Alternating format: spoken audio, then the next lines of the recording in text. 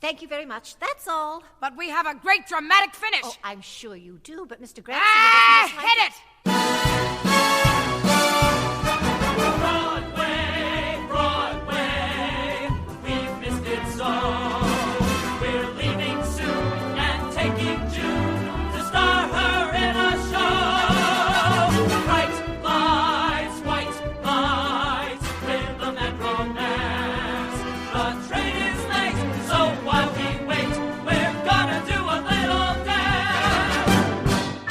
Hello, all you theater lovers, both out and proud and on the DL, and welcome back to Broadway Breakdown, a podcast discussing the history and legacy of American theater's most exclusive address, Broadway. I am your host, Matt Koplik, the least famous and most opinionated of all the Broadway podcast hosts, and it's the episode we've all been waiting for ever since I announced I was going to do this episode a week ago.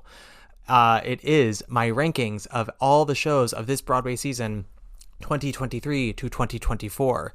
This is the shows that are Tony eligible. I have seen every single one of them. As of this past Saturday, I just saw Uncle Vanya, and I can now make my claims. In this ranking, I will not be doing the sort of specialty event like Melissa Etheridge Come to My Window or Alex Edelman Just for Us. You can watch actually Just for Us on HBO Max or whatever it's called now. I think just Max. And it's really good. Highly recommend it. Melissa Etheridge was also fun, but it was a concert, not a show.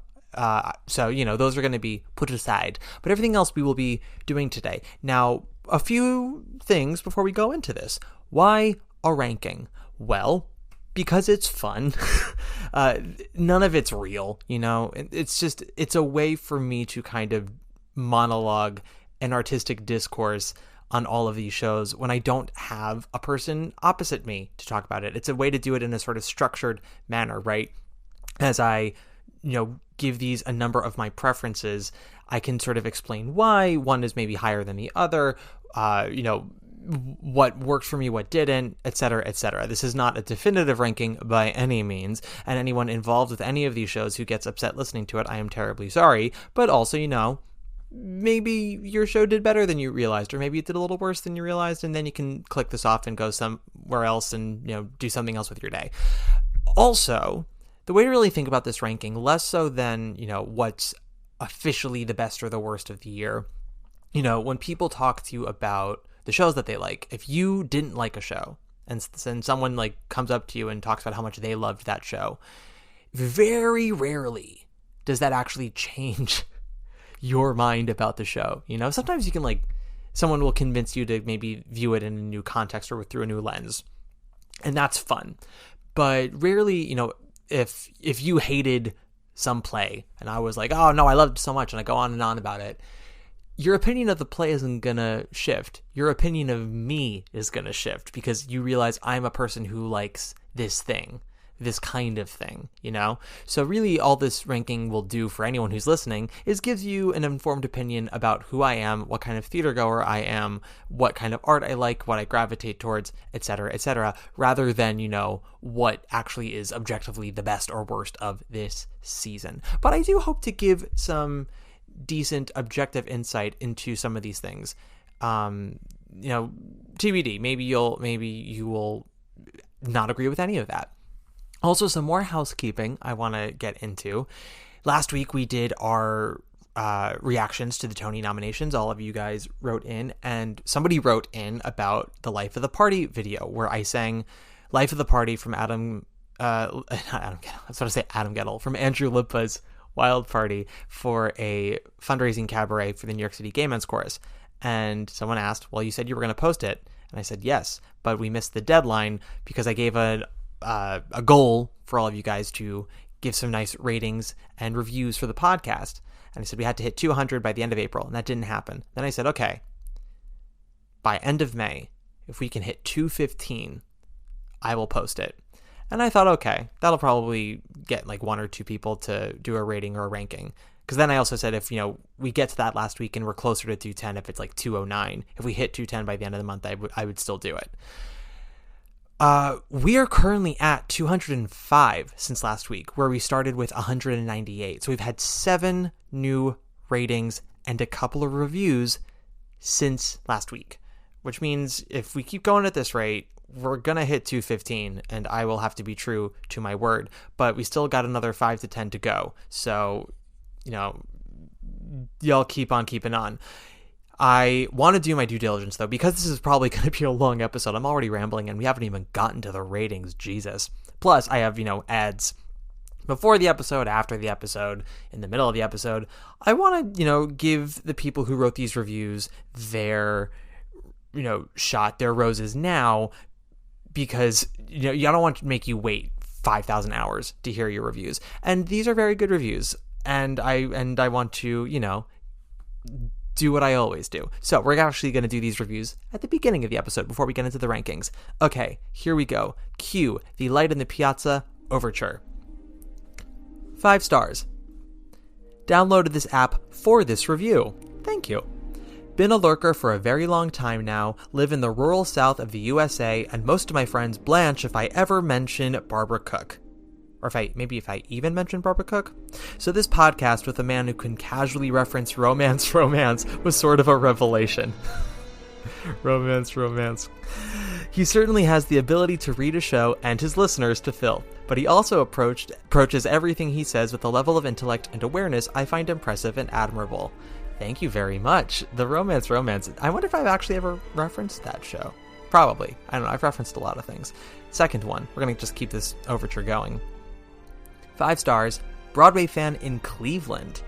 Have been coming to see Broadway and off-Broadway shows in New York City from Cleveland several times a year for the past 15 years. Good for you.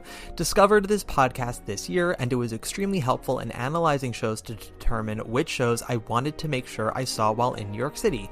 And it was interesting to hear the reviews of these shows. Many of Matt's opinions shared about a show were the same that I had of the same show. Guys, take a shot every time you hear the word show.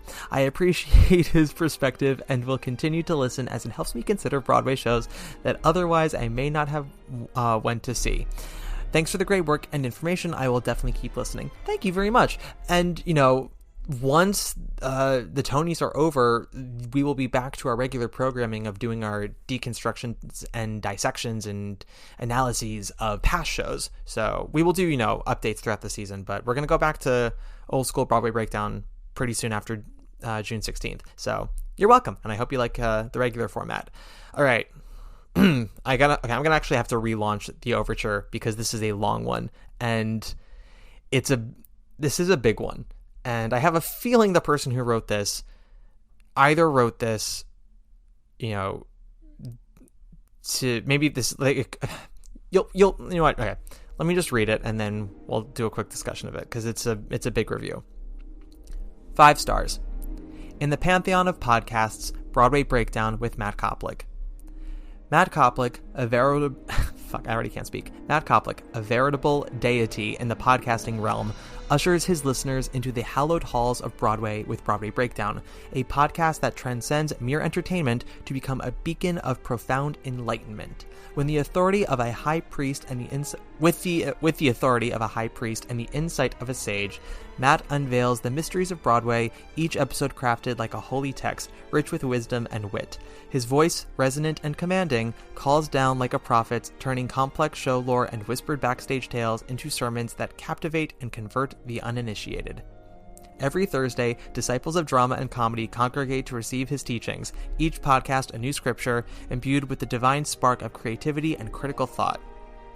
The air around his words seems to shimmer with the magic of Old Broadway, as he weaves narratives that are both enlightening and awe-inspiring. His recent communion with David Lynch was nothing short of miraculous, a meeting of minds that produced a celestial symphony of laughter and learning, each moment resonating with the echo of mythic legends. Broadway Breakdown is not merely a podcast, it is a monumental epoch? I think I said that word wrong. I'm not learned. In the evolution of cultural commentary. Under Matt Koplik's guidance, it serves as both sanctuary and summit, a place where the spirits of past performances live on and new understandings are forged in the fires of conversation. With each dispatch from the Broadway firmament, Matt establishes himself not just as a broadcaster, but as an omniscient creator, shaping the future of how we appreciate art and theater in this golden age of media. Whew. Okay, so That last one, if that is a review for real, the listener who wrote that definitely was, thinking to themselves, how well would this scan with the Land of the Piazza Overture? Because it is so articulate and well written and with very vivid imagery. My mom read and she was like, it's kind of religious-y. I was like, yeah, well, maybe I start a cult. Who knows? Don't, limit me. But if it is a real review, thank you very much. That I don't think I could ever live up to those words. And I don't want anyone to think that I ever could. I'm just the dum-dum with a mic who somehow was able to get a network to pick him up. If it's more of a kidding review, which I'm more prone to believe only because I have friends who, see that I, share about the podcast when something cool happens. For example, last week we had 2 episodes in the top 2 trending episodes for Broadway Podcast Network and a couple of others that were sort of in the top 10. Not sort of, they were in the top 10. What am I saying? Sort of. And also, I have friends who listen to the podcast, and sometimes I wonder if they do things like this review to kind of like, elbow me a bit, see if I can, discern that it's them and not someone writing something earnestly. And also because I'm just never prone to believe that people actually would think that highly of me. It's hard for me to take something like that at face value. But if it is in earnest, then thank you very much. It is a very beautiful review, and I only hope that I can live up to half of it. So thank you for the time and the patience and the very carefully worded piece from all 3 of you. Honestly, all 3 reviews were wonderful, and I loved them, and it was very moving. And what's been a very weird week, I must say. Nothing like terrible happening, just, sometimes you get the mean reds and certain things just sort of pop up in your brain that make you sad again, or people who hurt you pop up in your feed, and it all, comes flooding back. It's been a weird week that way, and these reviews were very helpful to make me, go from the mean reds to the medium greens.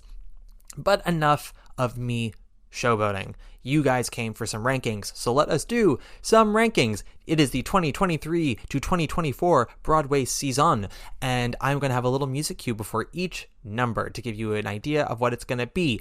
I don't know what I'm going to do for most of these plays. Only 2 plays do I have actual music cues for. Everything else I got to figure it out. I might just do I can't do a Billy I Begged or Did With You because that's our commercial break. But, I don't know, I'll think about it. I'll think about it as we go onwards. But we've got 36 shows to get through. So let us get through them. Number 36.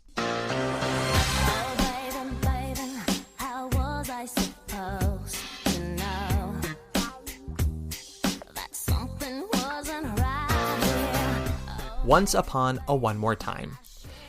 Now, this is going to hurt some of y'all.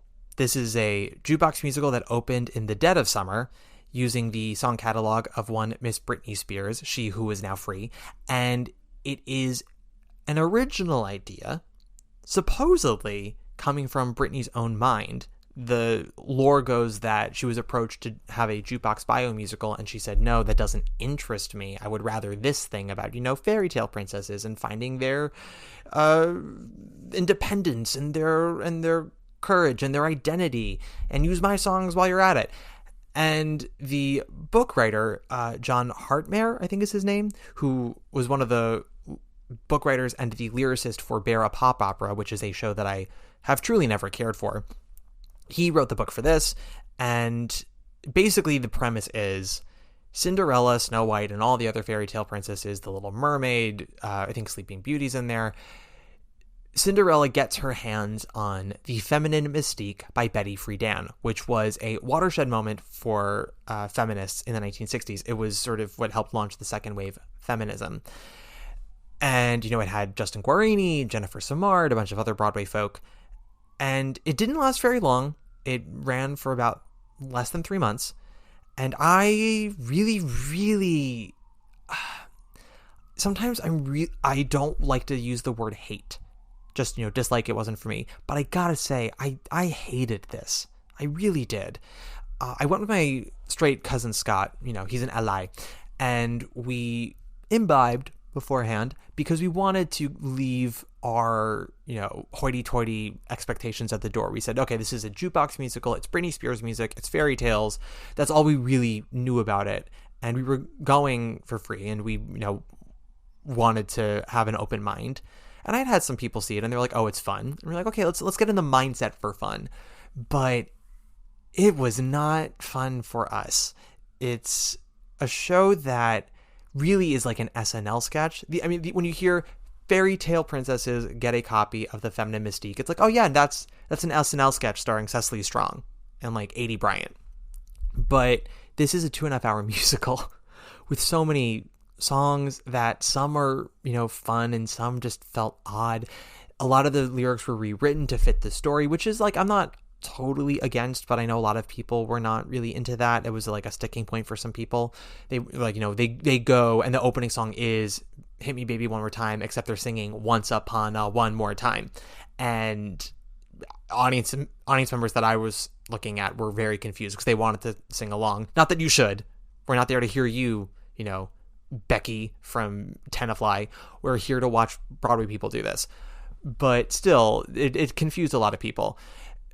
Some pros about this. Justin Guarini played Prince Charming, and he really nailed his assignment.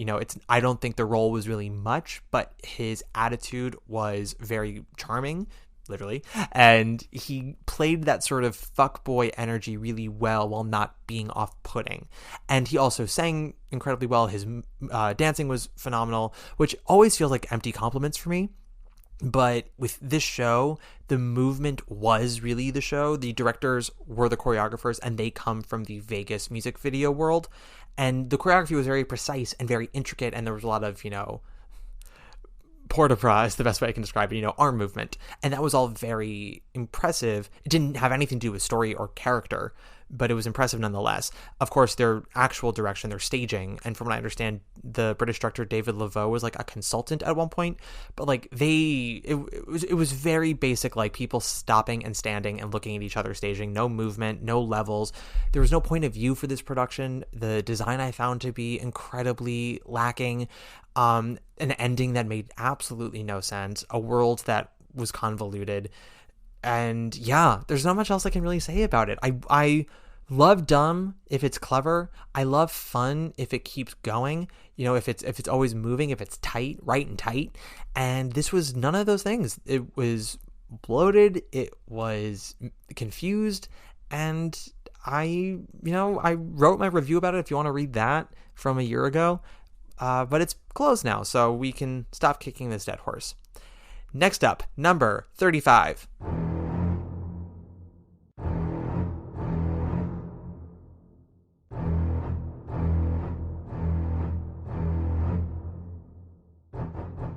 The Shark is Broken. This is a play that is quote-unquote about the actors Roy Scheider, Richard Dreyfuss, and Robert Shaw, the three leads of the incredible summer blockbuster Jaws, directed by Steven Spielberg.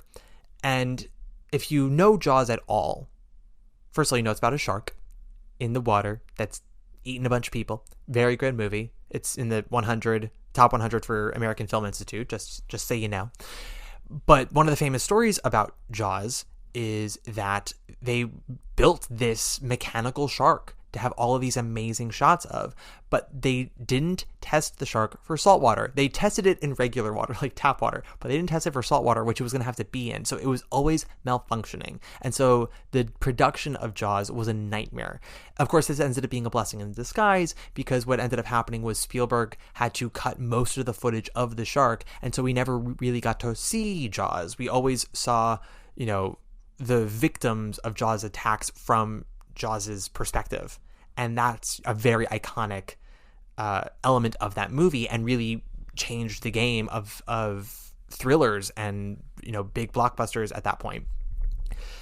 And of course, these actors on the set, all they can see is that they are, what's an obvious flop and just taking forever.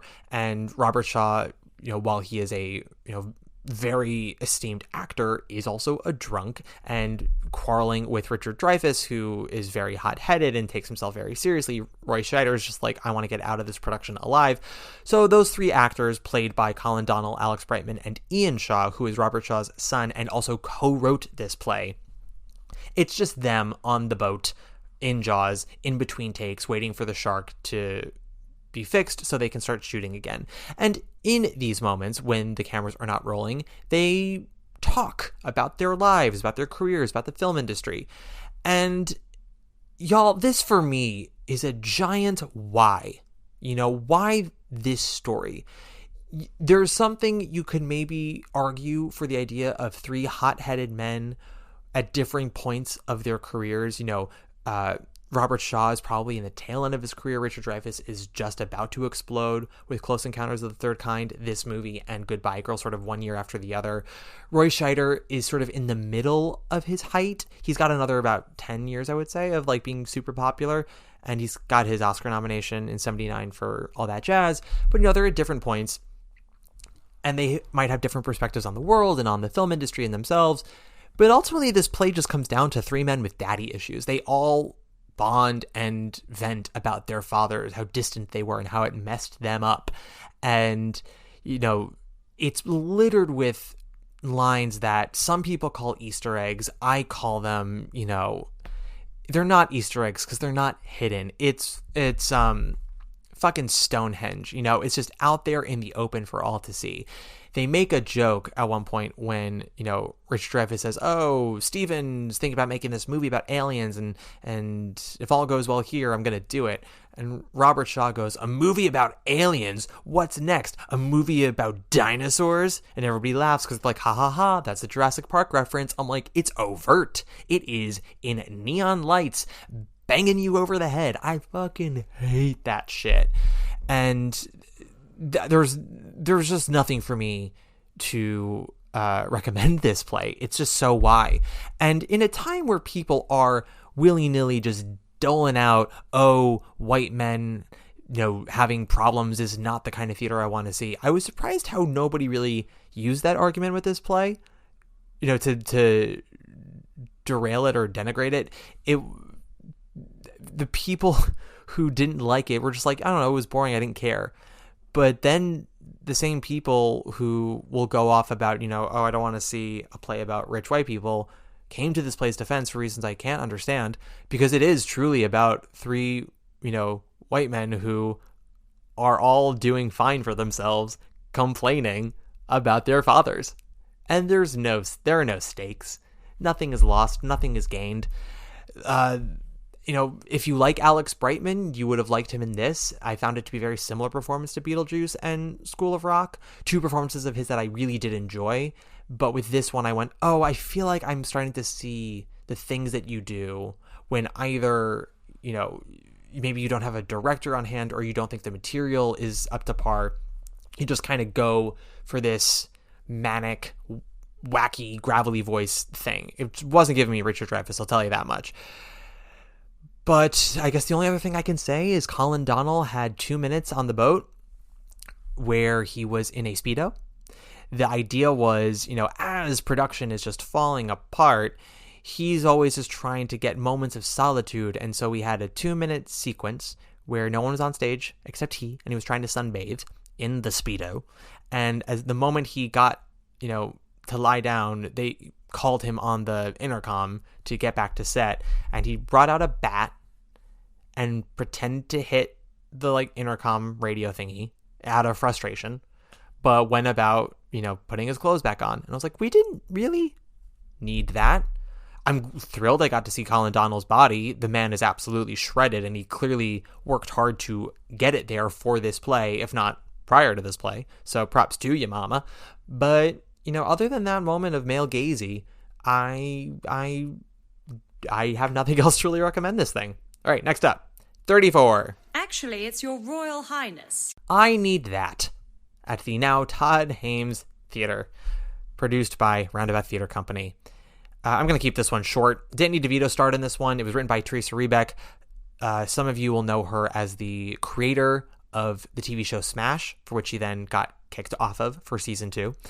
And this play, someone once told me that a lot of Teresa Rebeck plays, or Rebeck, I think it's Rebeck, a lot of Teresa Rebeck plays feel like pilots for a TV show that are then elongated into 90 minute to 2 hour plays. And that's definitely what I Need That sort of feels like. You know, it is Danny DeVito playing a widowed hoarder. You know, his wife has been dead for a few years. His adult daughter, played by DeVito's real daughter, Lucy DeVito, is sort of underwater as she's trying to navigate her work life. She just got offered this job that's out of state, but she has to help her father because he's been informed by the government that if he does not clean up his home, he will be kicked out of it. And she's trying to help him do that, but he's proving difficult. He also has a neighbor played by Ray Anthony Thomas, who has been secretly stealing some of DeVito's items. Not that DeVito notices, because he doesn't actually have any kind of structure to any of the clutter. And eventually he kind of has a breakthrough and clears out all the clutter and has an actual home. And there's a reveal scenic-wise. You know, the house, we find out, is actually on a turntable, so it turns and we see the exterior of his house, so we see him throwing stuff out, and then when the house turns back around, everything is clean and neat, and all the clutter is gone, and everyone in the audience applauds. And then he has sort of a heart-to-heart with Lucy DeVito at the end of the play, where he basically tells her she's got to go take that job. And then he's like, I want to go see your home. I've never seen your home. And we find out that actually she's started to become a hoarder due to all of the anxiety she's inherited from her father. And that is sort of the end of the play. But the ending of this play just went on for like 20 minutes. It felt like, you know, I just sat there and I was like, I don't see how this is ending. I don't see where this is ending now. Because we had the moment where I was like, okay, this is where the ending's going to be. And then it kept going and I was so confused.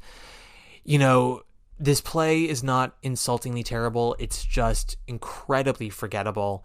Everyone in that theater stood at the end and they cheered for Danny DeVito. And, you know, Danny DeVito is incredibly gregarious. He sort of played like a nicer version of Frank from It's Always Sunny in Philadelphia, that's his character on It's Always Sunny. This is sort of like the sweeter version of that guy. And I'm sure a lot of audiences who love him on It's Always Sunny or Taxi or, you know, any of his films were happy to see him do the Danny DeVito thing in this, not play like a total jerk. And they cheered at the end, but I guarantee you within a week, they all forgot about this play. I know we are now here in early May, and I'm sure a lot of you are like, oh yeah, I Need That did happen. And it did, and we'll never remember it again. Moving on to number 33. Actually, it's Your Royal Highness. Uncle Vanya. I am going to say this now in case anybody steals this at some point, because I'm going to use this title for my alternate show titles for my fake Tony categories that I'm going to post on Instagram end of May, early June. My alternate title for this Uncle Vanya, more like Uncle Yanya. Now, if you listen to this podcast, you know how much I was looking forward to this production. I was so pumped. This was like my event. I mean, Heidi Schreck doing the translation alone got me excited. I love What the Constitution Means to Me. Lila Neugebauer, who just directed Appropriate, which is so baller. You know, she's directed this production, and I was like, okay, these two women, something good's going to happen here. And then they announced the cast. Steve Carell, Alfred Molina, Allison Pill, Anika Noni Rose, Jane Howdyshell, Jonathan Hattery, William Jackson Harper. I was like, Jesus Christ, this is just baller after baller after baller. And yet, I gotta tell ya, this thing was just a total dud for me, a crushing disappointment, my biggest heartbreak of the season by far. You know, it had moments of style. It had moments that I could hold on to, but they were very fleeting. You know, everyone in this show is in a different show.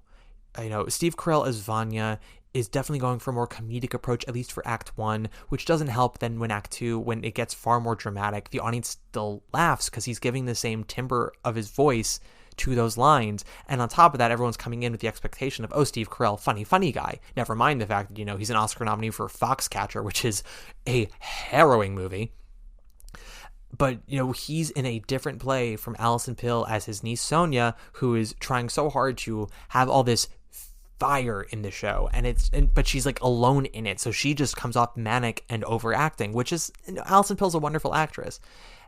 She doesn't overact. That's not what she does. But when everyone else around you is doing something more muted, it makes you seem 10 times bigger than you actually are. And Alfred Molina as the brother-in-law, Alexander, Alison Pill's character's father, he's doing far more traditional Chekhov than anybody else. And William Jackson Harper is the neighbor friend and alcoholic Dr. Astrov. He's kind of doing a sort of, I would call it like a more broken version of Chidi from Good Place, and it works maybe the best of any of the performances in the show. I see why he got Tony nominated. He's definitely the most engaging of the performances, but it still also wasn't totally fully rounded for me. And then Jonathan Hattery as the neighbor and friend Waffles, I guess he was fine. It's a small part. Jane Howdyshell is totally wasted in a small part of the grandmother. Anika Noni Rose as Alfred Molina's second wife, Helena, although I think in this one they make it Elena. She's at sea. The show doesn't want it to be like of any specific time or place, and yet they'll do things or say things that give away a time and place. Like they wanted to sort of be Russia but not Russia, but they'll say bucks and dollars instead of kopecks. They'll make references to things that are very American. They'll use slang that's totally American. They'll use slang that's far more modern, and then have these elongated soliloquies that are very traditional Chekhov and much more, ethereal and theatrical. But the show itself doesn't give a theatrical vibe. It's a theatrical design, I would say. They it's the Beaumont, so it's in the thrust, and it's a very abstract design, but they'll say and do things that are just so specific to realism and to modern day. And it's rather than it feeling like a beautiful blob of ambiguity, it just feels inconsistent and like someone didn't look over the script clear enough. And it's a shame, because I really, really wanted to love this. I thought this was going to be my jam, and it just wasn't. There was a much, much better translation and adaptation of a classic text this season, but we will get to that in a second. Number 32. Actually, it's Your Royal Highness. Mother Play. Yet another crushing disappointment, guys. Actually, no, I take that back. This play, Mother Play, for me, was an embarrassment. It's one place above Vanya and two above I Need That, just because there are moments in this show where it misses so hard and so big that it's actually camp. And camp, despite everything, is memorable. So this is a more memorable piece to me than Vanya or I Need That or Once Upon a One More Time or Shark is Broken. But it is so low because I think this play was just so bad. And it's terrible for me to say that. I hate saying that, because Paula Vogel is a Pulitzer-winning playwright. How I Learned to Drive is one of my favorite plays and is one of the most stunning and nuanced and harrowing depictions of sexual abuse and a complicated relationship to your abuser. As someone who, went through a textbook definition of grooming, people use grooming far too often, and there's a direct connection between, younger folks using it on TikTok to drag people that mentally fucked with them but didn't, technically speaking, groom them. There's a connection between that and then the GOP using that for queer people and drag queens, and using it incorrectly, by the way. But I was someone who was literally textbook groomed. I was in high school, and watching How I Learned to Drive, I was like, oh, this is so uncomfortable and yet so compelling and so perfectly real. When you have these complicated feelings about someone who took so much from you, but also gave you even more. Like Little Bit's relationship with her uncle, I think it's Uncle Peck is his name. He assaulted her. He abused her. He manipulated her into thinking that their relationship was consensual, that they were soulmates, and that they were in this together. And that robbed her of feeling safe with a man for a long time, if ever, of having true intimacy with a man, of, her own self-worth. For a while, it took her a long time to get that back. But what he also gave her was the confidence to pursue her goals. He expanded her mind with books and all these kinds of ideas that no one else in her family did. He believed in her in a way that no one else in her family did. And you could argue that also is connected to his grooming, that he gave her this confidence so that way she would let him in emotionally and eventually physically. And that's partially true, but he still gave her those tools to make her smarter and make her better. And that is something that I dealt with myself. And watching that in How I Learned to Drive, I was like, oh my God, this play is so incredible. I will see anything this woman does. And Baltimore Waltz is wonderful. And, Indecent, while flawed, is beautiful. So I was really looking forward to this. And directed by Tina Landau and, Jessica Lange, who is an actress I love. Celia Keenan-Bolger, I've enjoyed a great deal. Jim Parsons, I've never really liked on stage outside of An Act of God. And that's a very specific use of Jim Parsons, literally. But I do think he is talented, and seeing him on screen, you get that he's a good actor. But y'all, when I tell you that this play is it's amateur at every level, I don't get the reception to it overall. The only people I've spoken to who have liked this, and I don't mean to be negative to any generation or group of people, it's just the only thing pattern I've seen is that people over the age of 45 are the only ones I've spoken to who have liked this play. Everyone under has called it pure camp. It's supposedly another very personal work for Paula Vogel, and it's about Celia Keenan-Bolger sort of reflecting on her childhood into her teen years and then 20s up until present day, with her brother, played by Jim Parsons, and their mother, Jessica Lange.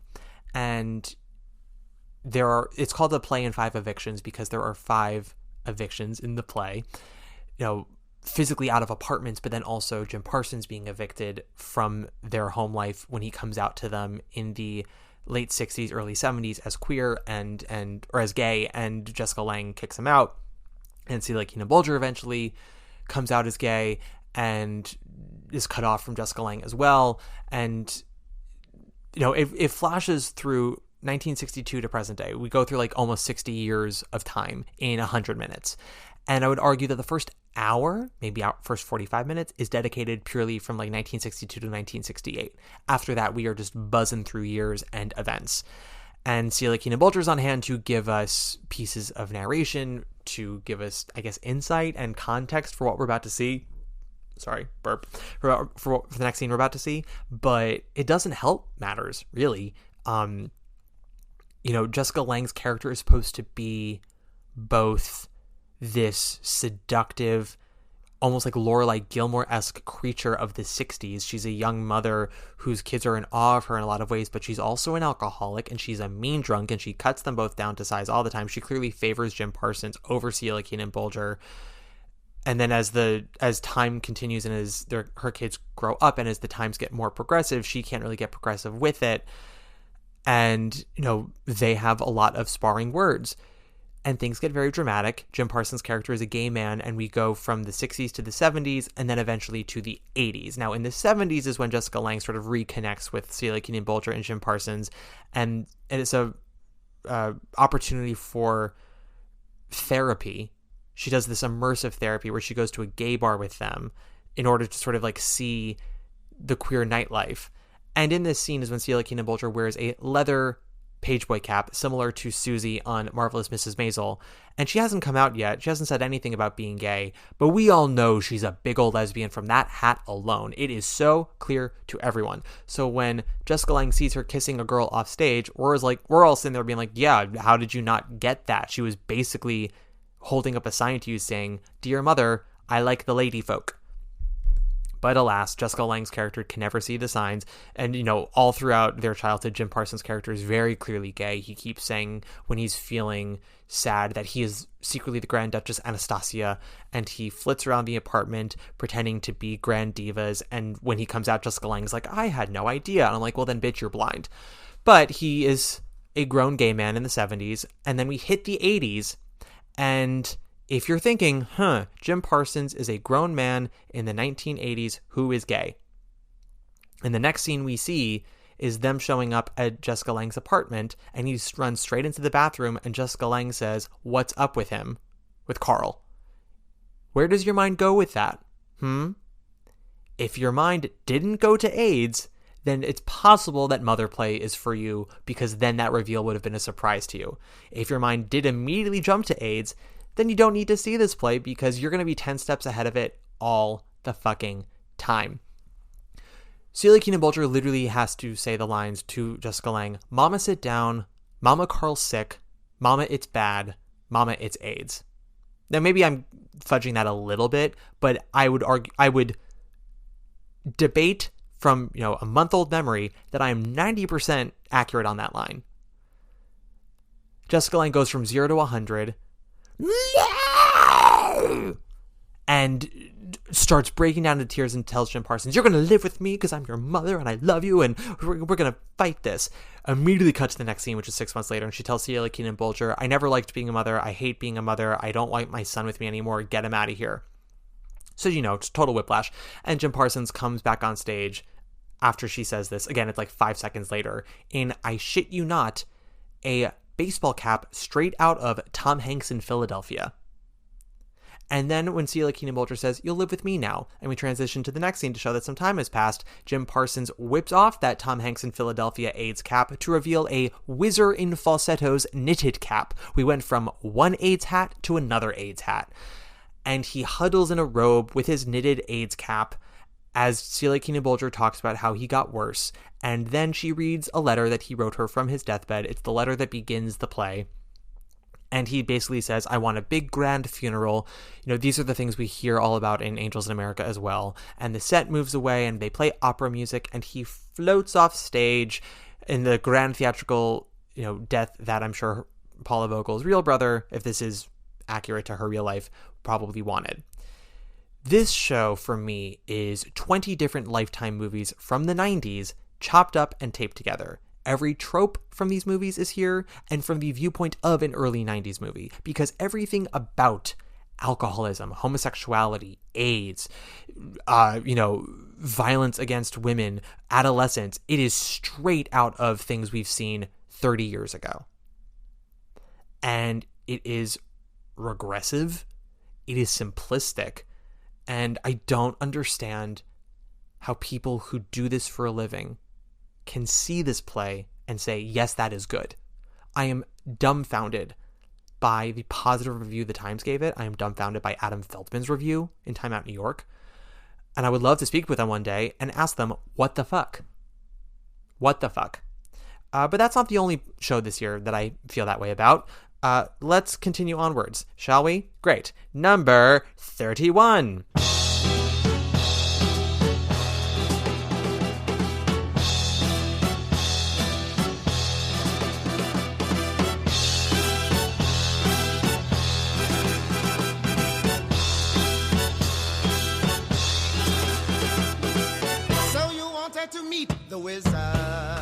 The Wiz. So I mentioned this last week. I once assisted directed a production of The Wiz in college at Emerson College. It wasn't a very good production, but, we did our best. I love The Wiz. Rather, I should say, I love the score for The Wiz. The score by Charlie Smalls is just, oh my God, it's just, banger after banger. And so inventive and clever. And of course, Brand New Day is not written by Charlie Smalls. That's written by Luther Vandross, just so everyone knows. If you're unfamiliar with The Wiz, it is a telling of The Wizard of Oz by L. Frank Baum. And it was created in the mid-70s, and the whole purpose of the story of The Wiz, the whole purpose of the show The Wiz was that it was going to be viewed with a black lens, upholding black art, upholding the excellence of Black artists while also incorporating Black history into the show. Some of it subtle, some of it very obvious. And, famously the show had a very troubled out-of-town process. What ended up happening was Jeffrey Holder, who was an actor and writer and director and choreographer and dancer and designer, he had designed the costumes for The Wiz, and they were so stunning that they actually developed the entire design of the production around his costumes, but they don't hire him to direct or choreograph it. So they go out of town and it's a disaster, and they bring him in and he saves the day. He, makes cuts to the book. He changes elements of the design that, were changed after his own designs, and he redid some casting. He, bumped Hinton Battle up from the ensemble to play the Scarecrow. He changed Dorothy's costume. They cut numbers. They moved numbers around. And it took the show a minute to catch on with audiences, but once it caught on, it caught on. And it was never considered a great musical. It was a musical with moments of greatness. The book was always considered a bit of a tough sell because it's very flimsy. It's mostly just, an excuse to get us from song to song. But the songs were just so wonderful. And the original design was so inventive and clever. The irony is that, because musicals being recorded for posterity is only a more recent occurrence. It really didn't start until the early 80s. There are a couple of shows from the 70s that are recorded, but I think only one or two for commercial use, and they're very poorly done. Things like Sunday in the Park with George or Legally Blonde or Diana, that's not something that you did in the mid-70s. So you only saw the stage version of The Wiz if you came to New York or you saw a national tour. So the movie version starring Diana Ross and Michael Jackson is the version that most of America is familiar with. And that movie has many changes, cuts a bunch of songs, redoes a bunch of songs, adds a few songs. Most importantly, they change the style of the piece. So it's no longer just a straightforward retelling of The Wizard of Oz. It's got a whole other bent to it. Diana Ross wanted to play Dorothy and she was far too old. So they made it that Dorothy was a 30-year-old school teacher, or 25, something like that, year-old school teacher living in Harlem who had never gone beyond like her neighborhood. She was very childlike. And so this journey she ends up going on is to sort of help her grow up and, be an adult, that's always been the journey for Dorothy. But in this one, it's like a little more pathetic because she's twice the age of the actress who usually plays the role. And also the movie used the viewpoint of everything basically takes place in New York City, in different areas of New York City. So it's Oz, but like if Oz were Manhattan and the Bronx and Brooklyn and Queens. Mean Old Lion happens right outside the New York Public Library because the lion comes crashing out of one of the lion statues in front of the library. And Emerald City, I think, is like, the financial district. They do this whole Emerald City dance. I wouldn't be caught dead red. I'd rather be seen green on a plaza, and it's cool looking. It's not really having anything to do with the Wizard of Oz, but that's what most people associate the Wiz with now. And so many productions take that slightly more modern feel for the Wiz. There was a production out in La Jolla that Des McAnuff directed that used like video and modern day dress, and Encores tries to do it, and even though they were trying to like bring it back to its roots of the original, they still incorporated a lot of the movie stuff in there.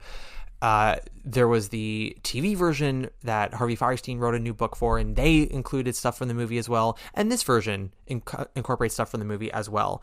It's what makes it ironic to me is just that, people talking about the legacy of the Wiz for Black artists, and the version that most people know is the one that was written and directed by two white men, Sidney Lumet and Joel Schumacher. The stage show, well, yes, there is William Brown, the librettist, who was white. Jeffrey Holder, who really kind of steered the whole thing to safety, was a phenomenally gifted Black artist. And Charlie Smalls' score helps keep that show afloat. And so it's just interesting to me that that's sort of people's argument of the Wiz, when the thing they use to make that argument is from the minds of two white men. And in fact, the design of the movie is from Tony Walton, who is a British white man. Very gifted. And I'm not saying that they don't have, that they wouldn't have the abilities to work on something like The Wiz. But I think that it speaks for itself with just how not good the movie is. It's very wild. But when you think of, upholding Black excellence as, the actors, the people at the forefront who you're watching, and that is certainly true, but there are so many other creatives behind the scenes that can, inform the work. And that was sort of what made The Wiz so special to begin with, right? Is that it was, for the most part, a very straightforward telling of The Wizard of Oz. And it got a lot of flack at the time because the movie of The Wizard of Oz is so beloved. It's still beloved. Over the Rainbow is, one of the greatest songs ever written. And people went, well, what could they do? And then we have songs like Home, He's the Wiz, So You Wanted to Meet the Wizard, Ease on Down the Road, Be a Lion, I Was Born on the Day Before Yesterday, what I would do if I could feel. Wonderful, wonderful songs that all it really was just someone with a voice coming from a different perspective because of the life they've led. And that's wonderful when it works, and that's what made The Wiz work. So with this revival, this is a long way to get to this revival. With this revival, what we have is a new production directed by Shelley Williams with a new book by Amber Ruffin that has basically been touring the country for almost a year and now planted at the Marquis Theater. Why is it so low if I speak so highly of the show despite its flaws? Well, let me start with some good things here. I do think that Amber Ruffin might have actually written a good new libretto for this production. She does incorporate You Can't Win instead of the original Scarecrow song, Born on the Day Before Yesterday. She incorporates another song, I forget what it's called, but it's in Act 2 for Dorothy. It was written for Stephanie Mills when they brought it back in the 80s as a touring revival. And they do a couple of other small changes. I think the original production, So You Wanted to Meet the Wizard in the Emerald City, was actually in Act 1, and then Be a Lion happened after that as the Act 1 finale. Now Be a Lion happens before they go to the Emerald City, and it's still the Act 1 finale, and then Emerald City is top of Act 2. They make the actress playing Aunt Em the same actress that plays Eveline, and they have Glinda, played by Deborah Cox, come out early to sing He's the Wiz, basically by herself, but quote-unquote with Ada Pearl, which just does that actress who plays Ada Pearl dirty because that's her one song and they took it away from her. And, they move it to modern day. Dorothy is a city girl who's moved to Kansas now that her mother has passed, and then, gets swept up in the tornado in Oz. And Oz, according to Shelley Williams, is not meant to be any specific time period or place. It's informed by different eras and different places in the United States, while all kind of incorporating the Black experience in America. And I can get behind that intellectually. Or rather, I should say, I watch Shelley Williams say that in an interview, and I'm like, yeah, totally, go for it. I love that. I love that idea. But there's a difference between saying it and executing it. And that is not executed on stage. While I think Amber Ruffin might have written a good book here, I can't be totally sure because it's just not done well. The performers in The Wiz all have amazing voices. It's some of the greatest vocals on Broadway right now. The harmonies for Be a Lion, the arrangements for Be a Lion are just fan-fucking-tastic. But all of the book scenes are just, they die. You got some actors who are going for broke with hamminess and others who are trying to understate it. Everyone's clashing. There's no sense of urgency to any of these scenes. Dorothy's trying to get home. She's got to ease on down the road. And yet she's taking her sweet time with every encounter she has. Everyone with her is taking their sweet time, despite the fact that they all have wants and needs and they have a goal to get to.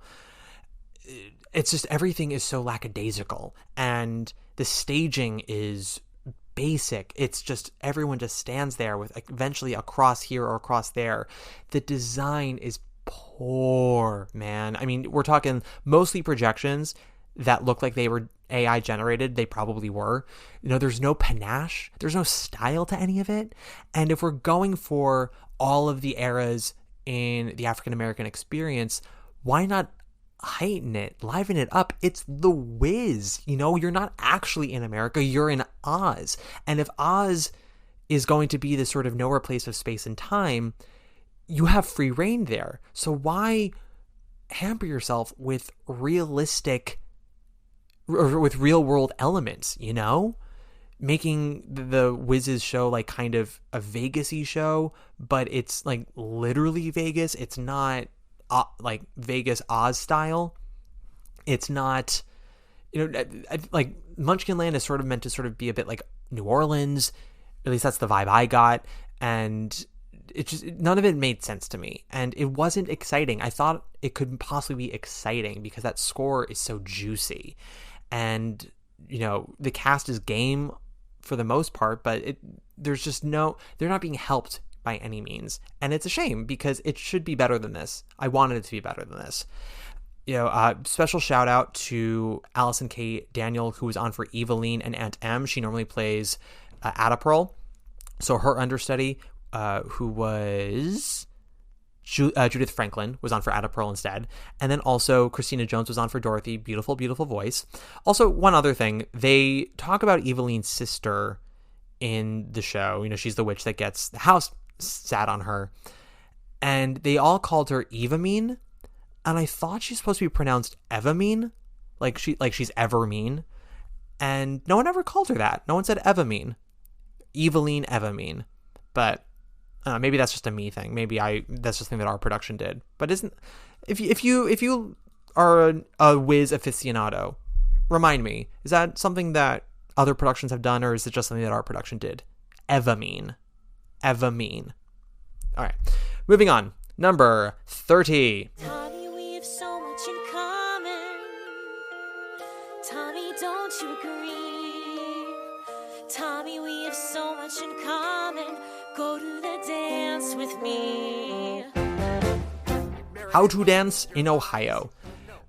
This show had really great intentions, and I want to take a moment to acknowledge the barriers they broke in representation, the historical significance of this show with its casting, with its design, with the story that it tells and how they tell it.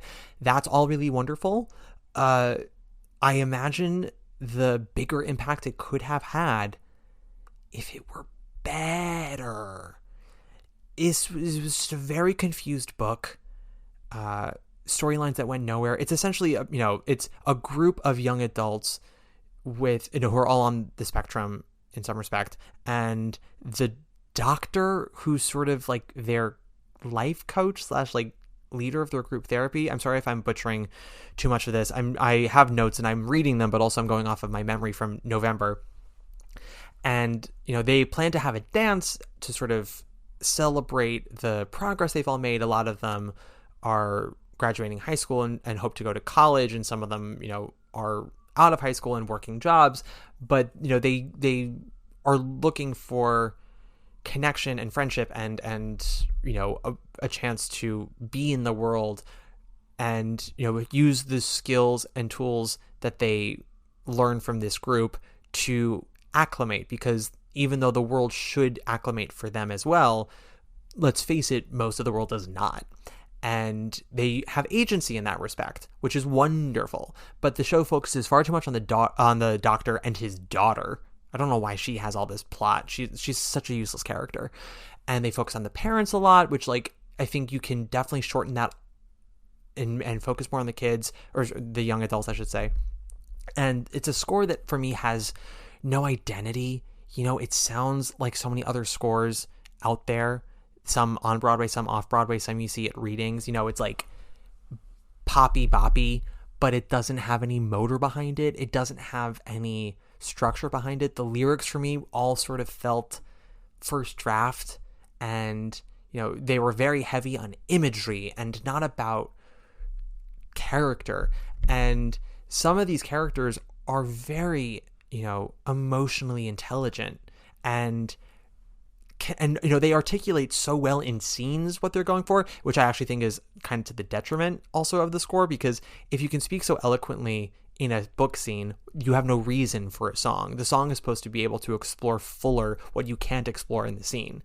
And it's sort of the opposite here. We have characters who are able to mouth off exactly how they feel and why they feel it in a scene, and then we get a song where everything is basic. And I find that's also kind of a problem with musicals in general, because we're not allowed to have nuance. We're not allowed to interpret. We're not allowed to have conversations afterwards. We have to know exactly what characters are feeling and what's supposed to be happening in this scene, what we're supposed to take away. And, you know, the songs are just meant to sort of put a little rubber stamp on that. And we move on. And that didn't do it for me. I'm glad that the show made a lot of people feel seen. And I'm sorry, you know, if you felt like it was sort of given the short end of the stick by Broadway, but ultimately this is a show for me that came up short. Great intentions, and just very weak execution. And a set that, you know, I know that they were taking, you know, their audience into account with the design, but I found the set to be extremely lacking. I do love a good turntable, though. Next up, number 29. You're a lighthouse. You're a single flare. There's love and danger everywhere.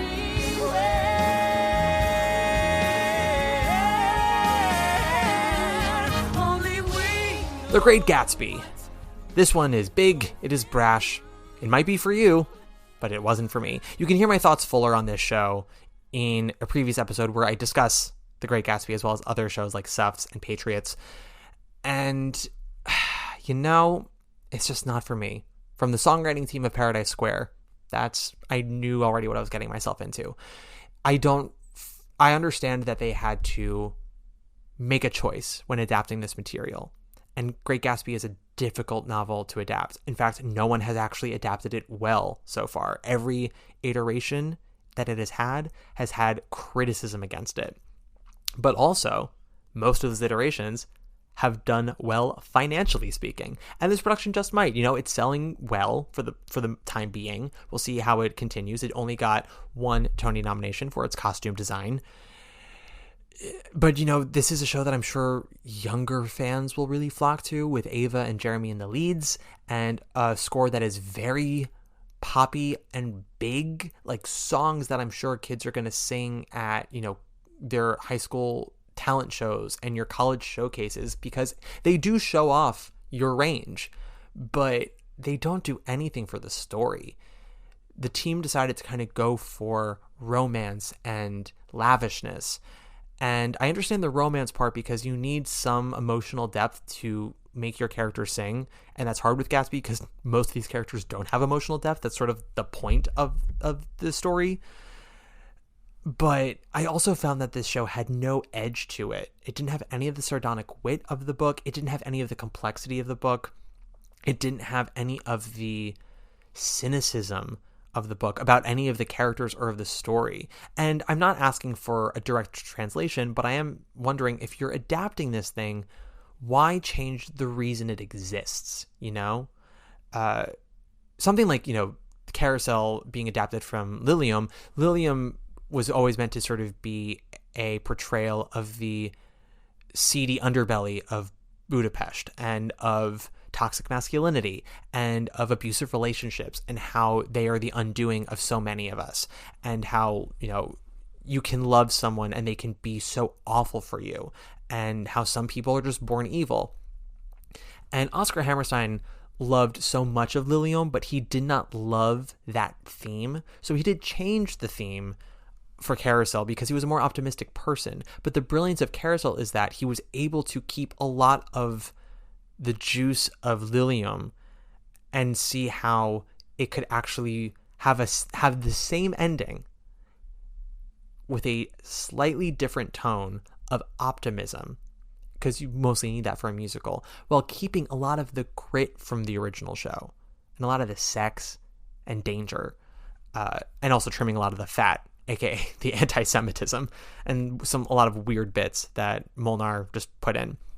But that is, you know, taking the heart of something, keeping it, while seeing how it can work in a different medium, and then also, you know, channeling it to a similar conclusion with a different context. And Gatsby, you know, it keeps all of the events and the same conclusion, but its tone is just so off from the book, and it just felt, I mean, cheap sounds harsh, but cheap, you know? It is a very big show. It's a glittery show. It has this epic feel to it, but it all just felt very empty to me. This was an empty calorie show. And, you know, may it find its fans, may it find life, but I am sadly not one of them. All right, we are going to get to number 28 in just a second, right after Great Gatsby. But first, we should take a quick break. Billy, I beg to differ with you. How do you mean? You're the top. Yeah? You're an arrow color. You're the top. You're a Coolidge dollar. You're the nimble tread of the feet of Fred Astaire. Okay, and we back. Thank you for taking that little break with me. I went and got myself some water to hydrate my voce. I also got a soup and some chips to nourish myself later. Don't you worry, listeners. I shall not eat on the pod. I have been yelled about that enough, and I shan't do it anymore.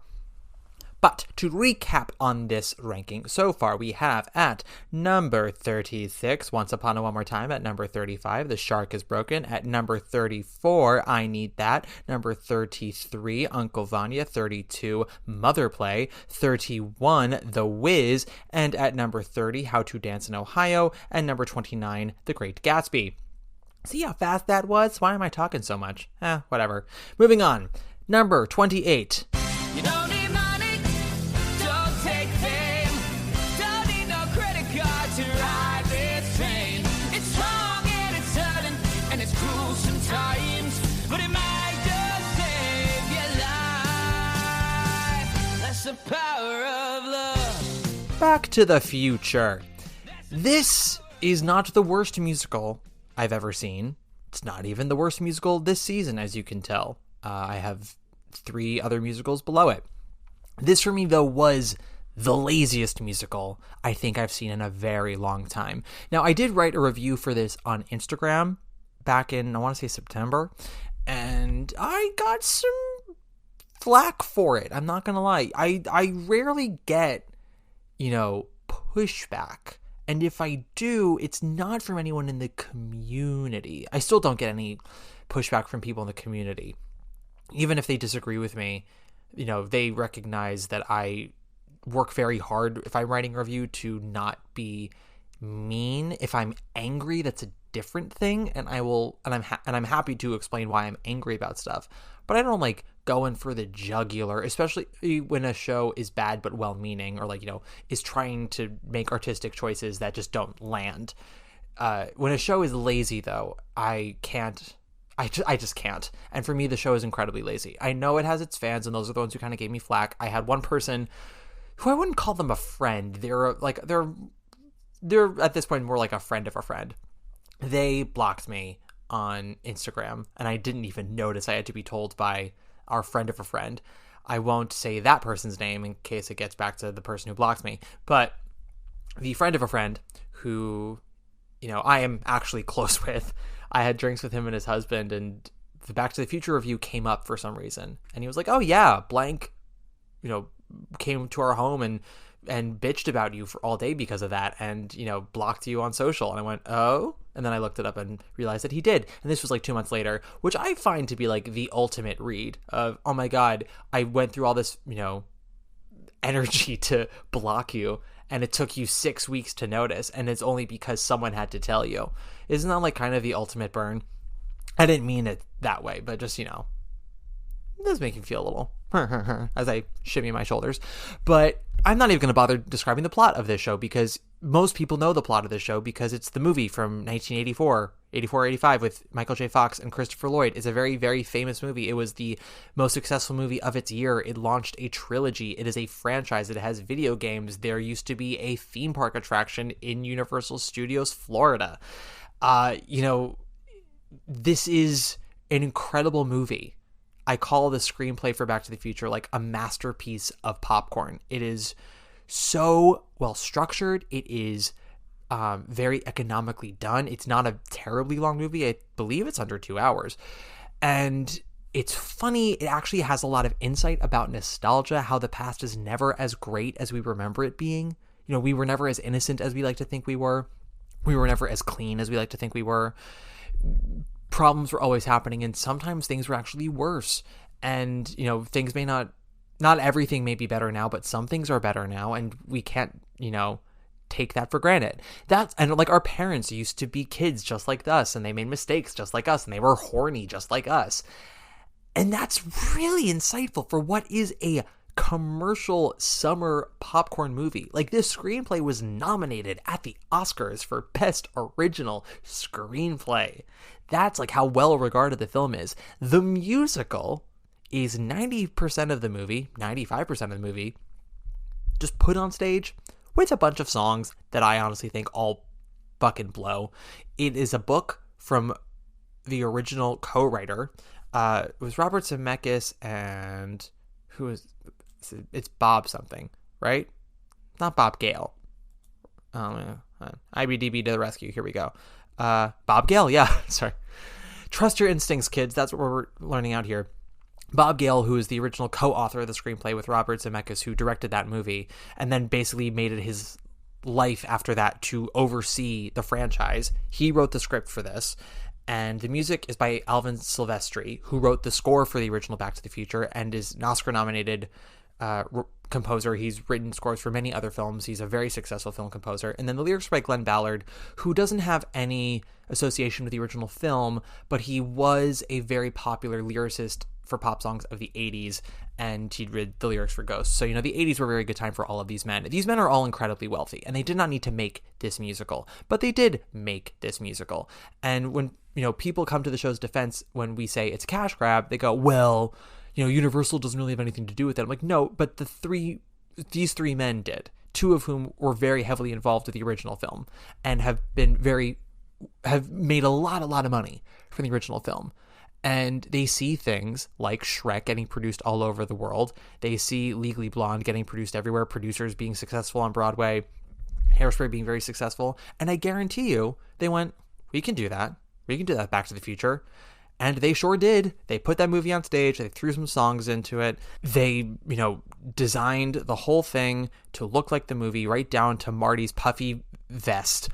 And these actors, all incredibly talented. Most of them are doing imitations from the movie. Hugh Coles as George McFly is doing a literal Crispin Glover impression, and it makes me furious because he is clearly a talented dude.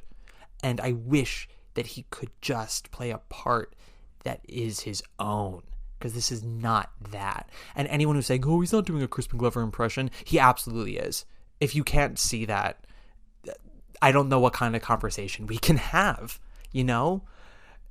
Someone wrote on my review for this back in October, September, whenever it was, they said, oh, this is your first L, meaning my first lose, my first loss, that time will be kind to this show, that we will remember it fondly. Well, they have 2 Tony nominations. One, I believe, is for set design, and the other is for Roger Bart.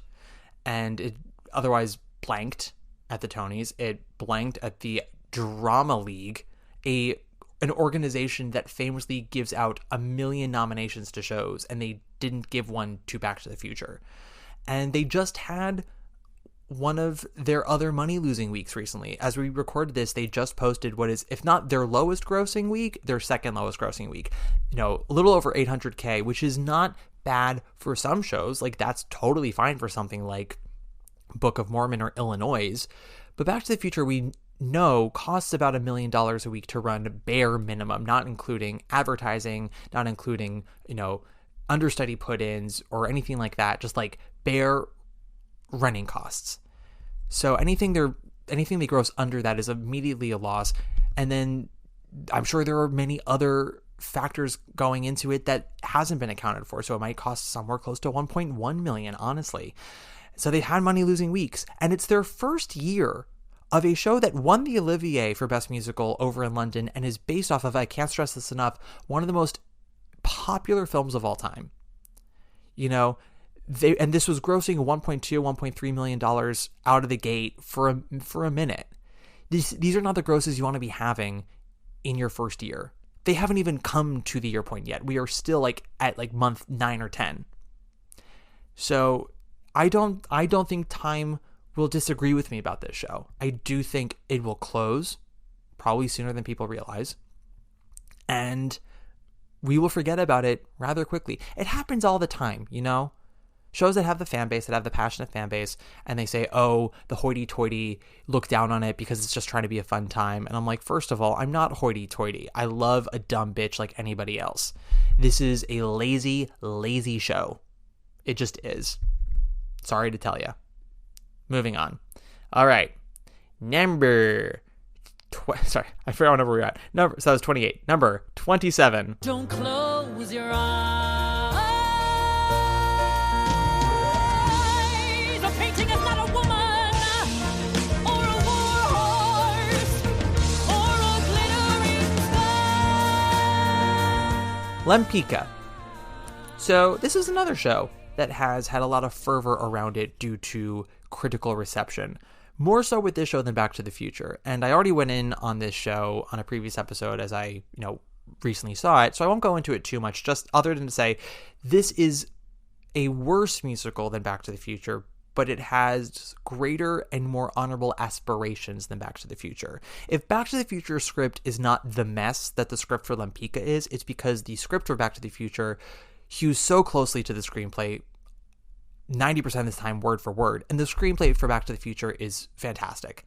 So, that part works. Lempicka script does not work. We fly through years, we fly through plot, characters are inconsistent, things are never explained. We're sort of just meant to understand things are happening with no context. The score is a whiplash of musical theater, a million genres, none of which congeal, they all just clash.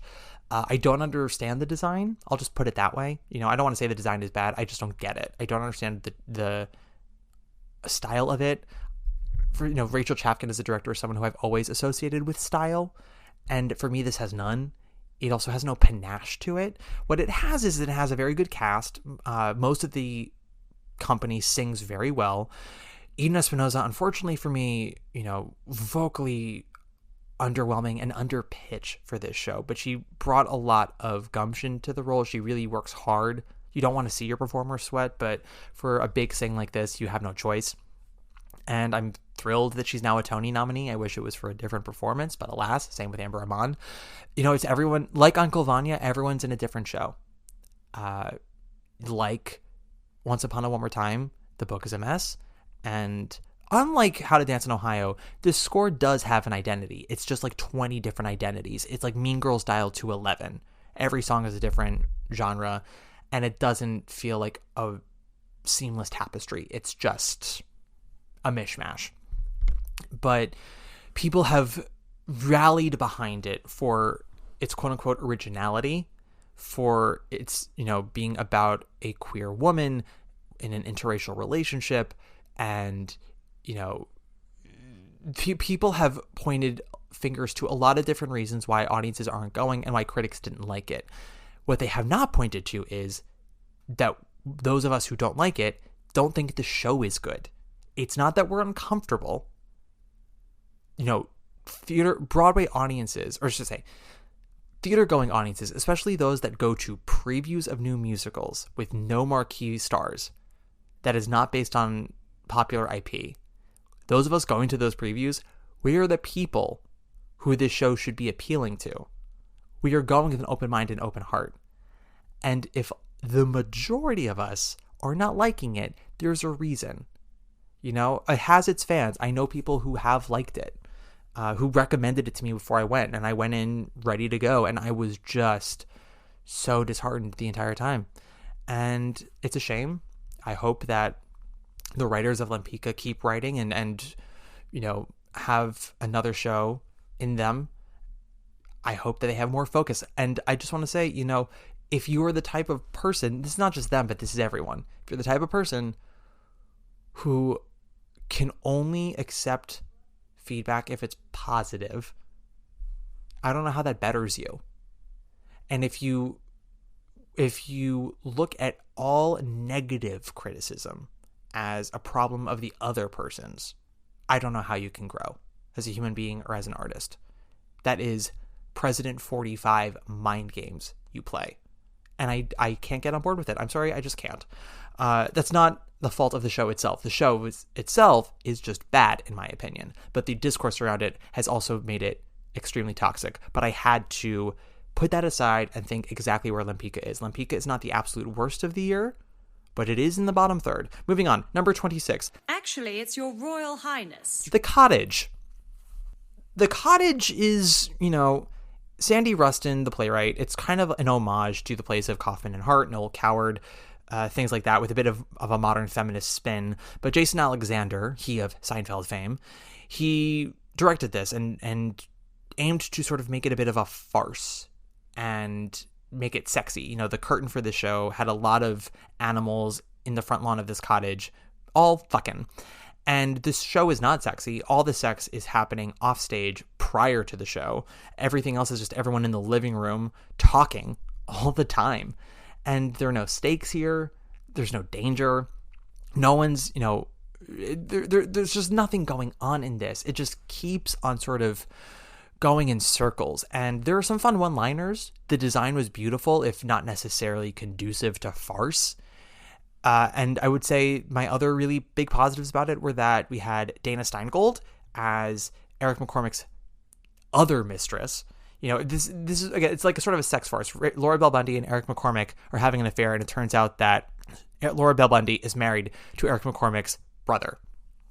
And Eric McCormick is also married to Lily Cooper, who is pregnant. But it turns out that Lily Cooper has been cheating on Eric McCormick with his brother, Laura Bell Bundy's husband, and she's actually pregnant with his baby. So Laura Bell Bundy and Eric McCormick having an affair doesn't really matter because Lily Cooper wants to run off with Laura Bell Bundy's husband, and I forget his name, but he's the dude from SNL. And on top of all of this, Eric McCormick has a second mistress played by Dana Steingold, and she's got a husband who's terribly jealous and murdered her last two lovers.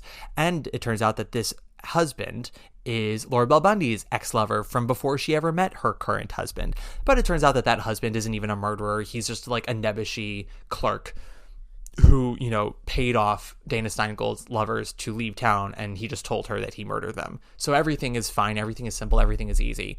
And Dana Steingold as the second mistress does a very good job. She's very funny. She almost, you know, I would say is the MVP of the show, but the real MVP is Laura Bell Bundy, who, granted, does not have a great role, but she has so much stage presence, and she's so likable, and she sells so many of her one-liners. You watch her and like, oh right, I forgot how well you can command a stage. And I would like to see her do something again at some point. Just, you know, not the cottage. Moving on. Number 25. Actually, it's your Royal Highness. Grey House. Grey House, I didn't know what to expect because they advertised it as a horror play, like the first real scary play Broadway has seen in years. Directed by Joe Mantello, and it had Laurie Metcalf and Paul Sparks, and I was like, okay, this, and the poster was really intriguing, and I was like, okay, let's see what happens here. This was not a horror play. You know, this was not a scary play. What this play mostly did was gave you a sense of unease. It was really good at setting a vibe and a tone rather than any kind of jump scares. It did have two. It had 2 jump scares. But that's 2 jump scares out of a 100-minute play. So like once every 50 minutes. Once every Grey's Anatomy episode. You get a little woo. But what this play is like Paul Sparks and Tatiana Maslany. I think that's how you say their last name. They're a couple.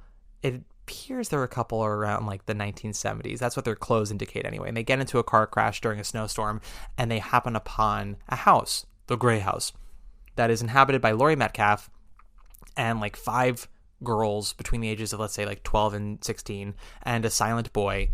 And they go there for shelter and hopefully to use their phone, but I don't think they have a phone. And they just end up spending way more time in the house. And Paul Sparks is injured from the car crash, and his injury gets worse and he gets worse. And it turns out that in the house they make moonshine, and Paul Sparks drinks the moonshine, and it makes him go berserk. Now, the long and short of it is that this house is sort of like a halfway point between Earth and the afterlife, and that these young girls in the house are actually the spirits of young girls of Earth who were assaulted and murdered by men. And they lure men to the house, or like the house calls them, or men find the house, and they usually feed these men moonshine, which as it turns out is actually the spirits and memories of these girls' deaths. At least that's what I believe it is. So Paul Sparks, while drinking these moonshines, he's inhabiting, or he's remembering the deaths of all of these girls, and he's all of a sudden becoming, or he's representing all of these men who have harmed these young women. And by killing him, among many other men that they have killed, it frees one of these girls per murder, per sacrifice, to move into the great beyond. Laurie Metcalf plays a woman of Earth who is basically tasked with being the den mother of the house. And she can only leave when a new den mother can arrive. And that, as it turns out, is Tatiana Maslany. And she's going to leave, except once Paul Sparks has been murdered and one of the girls goes into the afterlife and Laurie Metcalf leaves and Tatiana wants to leave, that's when a new spirit shows up, a new girl she has to care for, and she decides to stay. Now, I learned all of this by going online and reading a million different takes, because this play, it's almost like Miyazaki-esque, like Studio Ghibli-esque, in the sense that it does not explain shit to you. It just does the thing, and you are to take as many context clues as you can to figure out what the flying F is going on. And, you know, I watched it with my friend Ken and a bunch of his friends from home, and like we all went afterwards out for a drink, and we all were online like looking up different theories, not because we were so profoundly moved by what we had seen, but because we were all just royally confused. And we're like, what the fuck was that? What happened? And so we were reading all these different takes, and we kind of piled them together and picked out the ones that we thought made the most sense to us and figured out what we thought was going on. And I say Miyazaki because you watch something like My Neighbor Totoro or, you know, Spirited Away, and it doesn't really tell you what's going on. It'll give you a couple of clues about creatures and things and rules, but not a lot. Because according to Miyazaki, none of that really matters. It's the emotional journeys of these characters that we're following. You know, the two sisters in Totoro. What does it matter what creature Totoro's in the forest or who any of these other creatures are? That's not what's important. You know, who cares what like the bus schedule is for the cat bus? No one cares about that. Or rather, I should say, the people who care about that are not the people that Miyazaki's interested in entertaining. So Grey House is a very similar vibe of like, don't worry about it. We're moving on. And I guess that's all well and good, but often, you know, my sense of unease would be cut by my sense of confusion. I would be taken out by how much I wasn't understanding. And as I said, I'm both smart and a dum-dum.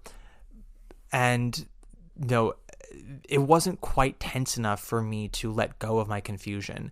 And, you know, for all the good things about this show that I think there are plenty of other things that really kind of left me wanting.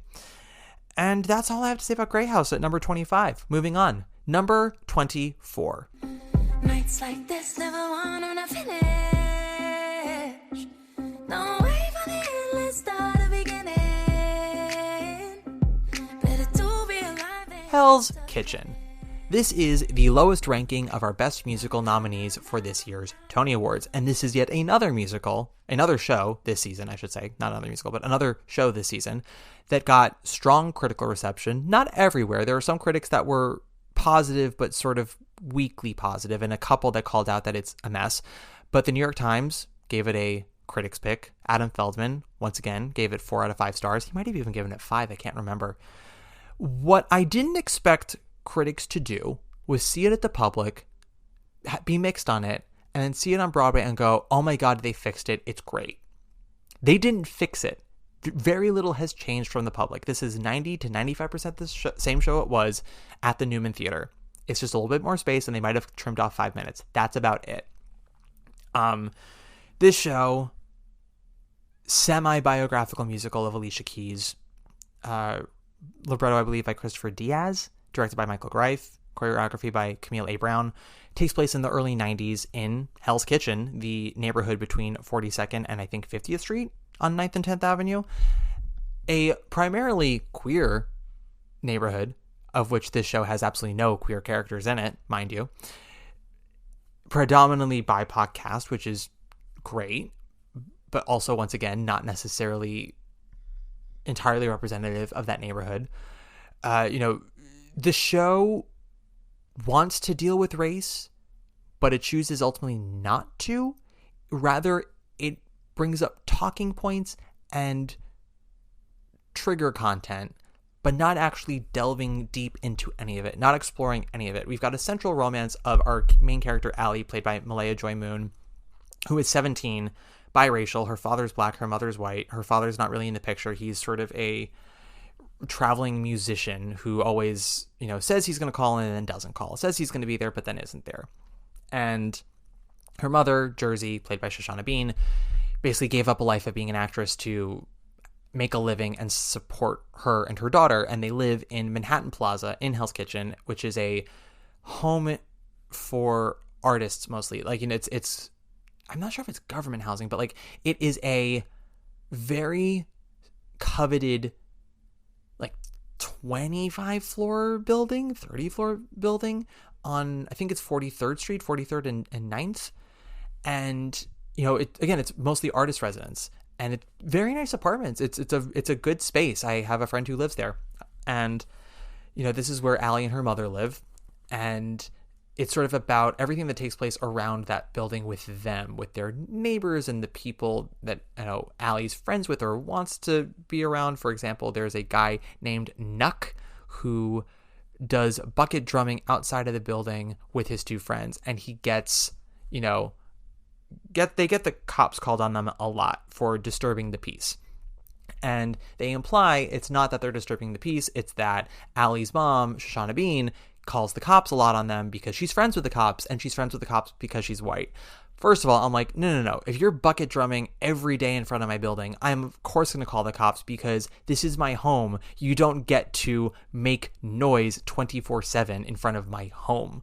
I want to sleep, or I want to just get out to go to the grocery store, and I don't want to deal with 3 or 4 dudes bucket drumming, which, by the way, is fucking loud. If you've ever been in the city, bucket drumming is loud because it echoes, it ricochets everywhere. It's cool for a moment, like when there's good bucket drumming, it's like any art, it's cool. But every day, that at that point, it's just become noise pollution loitering. So that always bugged me. But Allie likes one of these guys, Nuck, who is about 8 years older than her. She's 17, he's like 25. And they want us to believe in this romance that it's, beautiful, it's powerful, it's meaningful. And even though they ultimately don't work out for reasons, it was a meaningful relationship. And I'm sitting there going, I think not. First of all, Allie as a character is insufferable. She is so, she's so short-sighted, and she's so oblivious to everything. And that's fine. She can be. She's 17, but that's not what her journey ends up being. All the things that she realizes about the world, don't come from the mistakes she's made, other than the fact that she's like mean to her mom a lot, and then she realizes, oh, my mom actually doesn't totally suck. That's sort of as far as her development goes. She doesn't realize all the mistakes she made with Nuck, lying to him about her age, and then, fucking him in her mom's apartment without her mom knowing about him. And then when her mom sees them half naked in bed together and reasonably gets upset, Allie resorts to saying, well, it's because you're racist, Mom, and because you hate that I'm in love and you drove my dad away. And then it goes into a whole thing about police brutality because the cops show up and arrest Nuck, but then they don't even end up booking him. We find out they just take him downtown and take him out of the car because they did it to humiliate him. I'm like, this is 1993. No one's got a camera phone. Everyone's minds are going to, forget about this in a week. What humiliation. But on top of that, Act 1 ends with Keisha Lewis doing this whole big number about the history of police brutality, sort of like a never forget number. And yet, Act 2 begins and it's completely dropped. Never again do we discuss it. Completely forgotten, one might say. We did forget, you might say. This is a show with a million themes it wants to show you, but it doesn't want to delve into any of them. It just wants you to know that they know. Songs that are shoved in. Allie's got a million different coming-of-age storylines, that they want to portray. Her learning piano and loving piano, and her teacher, Keisha Lewis, who we don't meet till halfway through Act 2, and she only really has 3 or 4 scenes. Her relationship with her mom, her relationship with her dad, her relationship with Nuck, her, growing up and being a sexual woman, her being biracial, like all these things. They want to do all these things, and everything gets the short end of the lollipop, and or the fuzzy end of the lollipop. Gets the fuzzy end of the lollipop. That's what I meant to say. Sorry, guys, I should take a swig of water. I should also have some soup soon to revive my brain, but I will wait till the next commercial break to do that. I hate this script. So why is it not all the way at the bottom? Well, we do have 3 wonderful central performances from Malaya Joy Moon, Keisha Lewis, and Shoshana Bean. Brandon Victor Dixon is also really good in what I think is a very underwritten role. There is some wonderful choreography here, some beautiful arrangements. I do like Alicia Keys as a writer. I've always described her songs, it's like rollerblading through the park in the beginning of June. And I felt that especially when I saw the show first in November. I'm like, this is a cold-ass November day, and yet I feel like I'm rollerblading through Central Park on June 7th. And I still feel that way watching this show. They do a good job with that while also, beefing up the instrumentation. There is stuff in here that is good. This is not a disaster show. That book is a disaster. And not every number for me does land. The ones that land hard, which makes it even more frustrating when so many other things are so at sea. So that's why it is at number 24 and not 36. But it's also why it's at 24 and not number 12.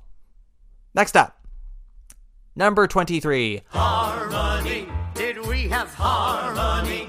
But that's just about all we had. Suddenly, a little harmony, and the poverty's not so bad. Harmony.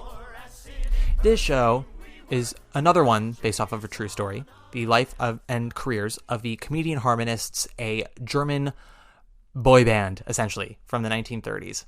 And they were incredibly popular. They were extraordinarily popular in Europe. They got somewhat famous here in America, but they sang in German, so it's hard for that to really translate to English-speaking listeners.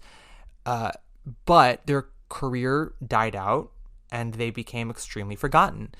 And, that's something that always interested Barry Manilow, who wrote the score for this with Bruce Sussman, a longtime collaborator of his, and Bruce wrote the book for this. And this is a show that has been kicking around for 25 years.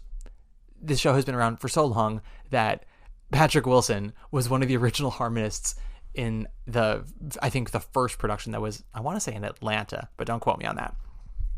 And, Rebecca Luke was in this, I think with Danny Burstein.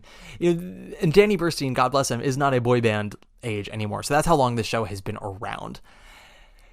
And it finally made it to Broadway after a relatively well-received off-Broadway run at the Yiddish Theater. And the Broadway production was not very well-received. This was another one like How to Dance in Ohio that was told really sweet intentions. We're not pleased with your execution. And I get that. This is a show for me that, on the one hand, there are some wonderful compositions from Barry Manilow. I think the orchestrations on Broadway were terrible and made it sound like a CD-ROM. So anything that was meant to sound epic just sounded chintzy. But also a lot of the songs that people point to, things like the song that Daniel sings to Sierra Boggess, something like Every Other Day, Each and Every Day, something like that. It's this big love song he sings to her. And it's a very lovely song that's sung 30 minutes into Act 1 for 2 characters that we've only seen together once before this scene. They had one scene sort of in the first 10 minutes of the show, first 10, 15 minutes, and then we don't see them again together for 10 minutes.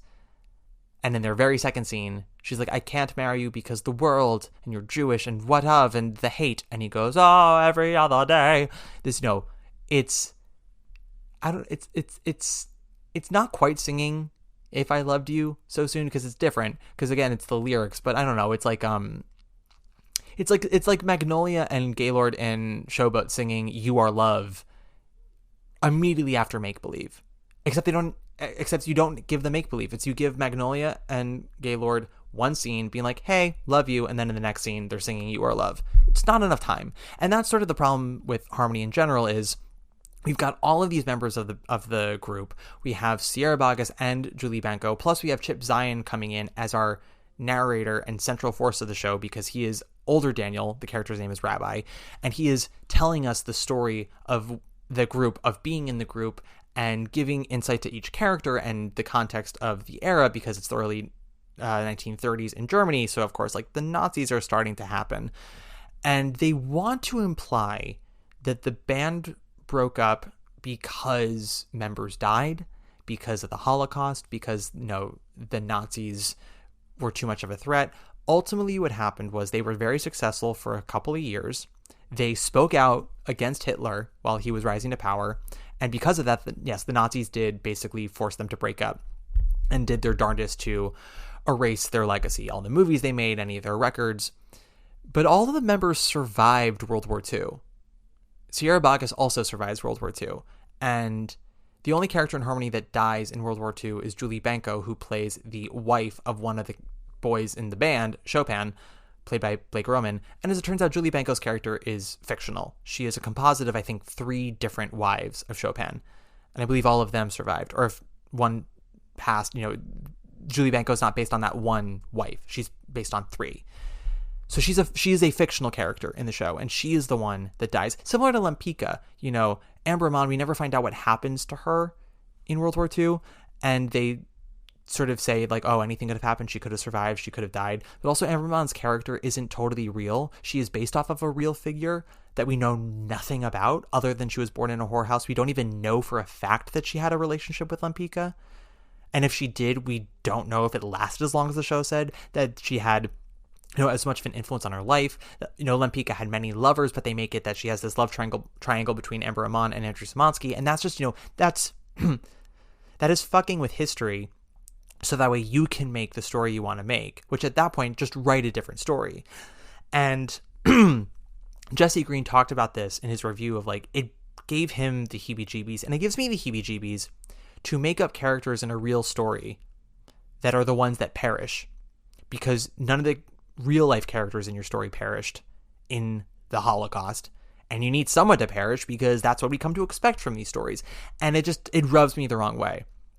On the bright side, all of the comedian harmonists were very talented, very handsome. They all looked very good in their tuxedos. They performed well together. I didn't find any of their numbers particularly funny, but comedy's subjective. Warren Carlyle did do some of his better choreography in this. I was a big fan of Carlyle's work on Finian's Rainbow. I liked most of his work in the Follies revival. I hated his Lucy and Jessie, but I liked other things he did. And then he's been very hit and miss for me ever since. I did not like his work in Music Man because that was just constant twirling. I liked his work in After Midnight. I was semi on his work for Hello Dolly, mostly because the stuff I liked the most was the stuff that was just Gower Champions. But this, he actually did some good stuff. He had some very inventive staging, some inventive choreography. But, choreographers these days keep on keeping on, and they do often too much too often. And for every beautiful stage picture that he made, there was one that did not work. The set, which was sort of like a mirrored black box with lights, it was like designed for 3 specific moments. And in those moments, it looked gorgeous. And then every other time, it did not look very good. And that was a shame. But I do know that the show has its fans, and you can keep being a fan if that's your jibe. All right, next up, number 22.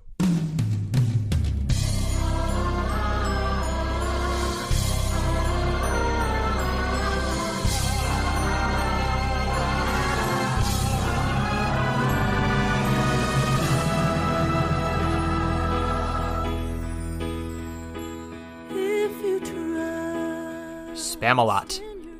The only thing I'll really say about this show, Spamalot has never really been my musical. I enjoyed it fine in 2005 with the original cast, and then I saw it about a year and a half later with some replacements. Marin Maisie was the Lady of the Lake at that point. I believe Jonathan Hattery was King Arthur. And, I've always just felt that this show is Rocky Horror for straight people. I'm a fan of Monty Python. I love the original film. And they write some clever new jokes for Spamalot, but, this is a score that I think just exists. It's not very musical. It's not very funny. And everything that was working in this revival, it was stuff that was done from the original, like the coconut tap dancing and certain costume reveals and things like that. The set is even, heavily inspired from the original. Now, granted, this was a Kennedy Center last-minute production when Kiss of the Spider Woman got canceled, and it moved to Broadway so quickly, and they were given no extra money, and they were given no time to change anything, and so it was just get it done and get it fast. And on the upside of that, a lot of people enjoyed themselves at the show, and for how quickly it was put together, it didn't look half-assed in that respect. Like, it was very well rehearsed and everything moved seamlessly, but it was rather cheap looking. It looked like a set designed to tour, and everything that worked for me was stuff that I had seen, 19 years earlier. And that's fine. I know Josh Rhodes has done some wonderful work. I loved his stuff on Dear World at Encores, and everyone in the cast I've seen be amazing before, and some worked well for me here. Ethan Slater, Taron Killam. I love Leslie Kritzer. I was not a fan of her Lady of the Lake, and I guess what I'll say is, having seen Sarah Ramirez in the original, what Sarah did really well, and I'm sure this was partly their own vibe backstage, but their Lady of the Lake was an actress who was so above everything happening on stage and was so pissed off that they had to be there and, demean themselves to be in this. And when they were allowed to unleash their voice, it was a powerhouse. It was rich, it was full, and it filled the space. And Leslie can sing like 9 notes higher than where that score goes, which is why she does all these option ups, because as written, the final notes of like Diva's Lament doesn't sound impressive on Leslie's voice, because she's like, whatever, it's a B or C. And Leslie also kind of went more for camp and like one of the boys let's all mug vibes, and I'm sure that works for some people. It was not for me. I prefer her work in Beetlejuice and Legally Blonde and Robert Bridegroom. She was so much fun in Robert Bridegroom. I wish y'all could have seen her in that. But yeah, no, Spamalot is not my musical, and this revival, all I'll say is it did not make me think less of the musical, but it did not sell me on it either. This revival existed for me. That's number 22. Number 21. Actually, it's Your Royal Highness. Doubt. Another heartbreak that I had wasn't seeing the show, but it was before I ever got to see this show. As some of you know, I adore Tyne Daly, and I was so ready for her sister Aloysius in Doubt. And then some dumb illness, some bug, had to wipe her out and take her out of the show. Luckily, we got Amy Ryan, who is awesome. Gone Baby Gone, The Office. She has a great recurring bit part in Broad City as a sort of elite mother of the Upper East Side in New York City that whose kid Alana babysits, and she's just so funny. She's so funny. Alana, please don't get him a slice again. How was university? She's such fun. I love her. She did not really do it for me in this production. I found her Aloysius to be very reserved. Everything about this production for me was reserved. Whereas the original production was for weirdos going balls to the walls with drama, this production was a very placid and thought through and a very methodical production. I did not feel heat from anyone. I did not feel emotion. I saw emotion. I didn't feel it. What it did for me, whereas Spamalot was a revival that I felt really nothing for, a show that I've never really felt nothing for, Doubt was a show that I've always kind of had animosity towards because it took away Tony's from The Pillowman that I thought The Pillowman deserved. And the movie did not help its case in any way. Watching it at the library, I went, oh, this can be really compelling. And then watching this revival, I thought, this is a great play. I think this production is perfectly ordinary, but this is a great play. So at the very least, this revival did that for me. I don't have any doots about Doot. I had my doots about this production. Next up, number 20. Two people stranded at sea. Two people stranded are we are. Sometimes I feel like I'm a dowser in the desert. With all this water everywhere. With all this water everywhere. Flying through the ocean, swimming in the air. I'm dazzling in the desert and I don't Days of Wine and Roses. So, like Hell's Kitchen, this was another show that I had seen off Broadway and then saw it again on Broadway to give it a second chance, despite the rumblings I had heard that nothing had really changed. And this was another show that got, I would argue, more positive reviews off Broadway than Hell's Kitchen did, but not necessarily rave reviews.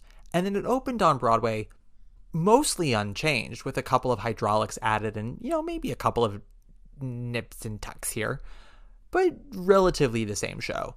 And I wouldn't say that the reviews across the board were rapturous, this is a masterpiece, but there were a good number of reviews that were positive off-Broadway that became raves on Broadway, and reviews that were mixed off-Broadway that became positive on Broadway. And I can't tell you that my mind changed from off-Broadway to on-Broadway. I was so ready for this show.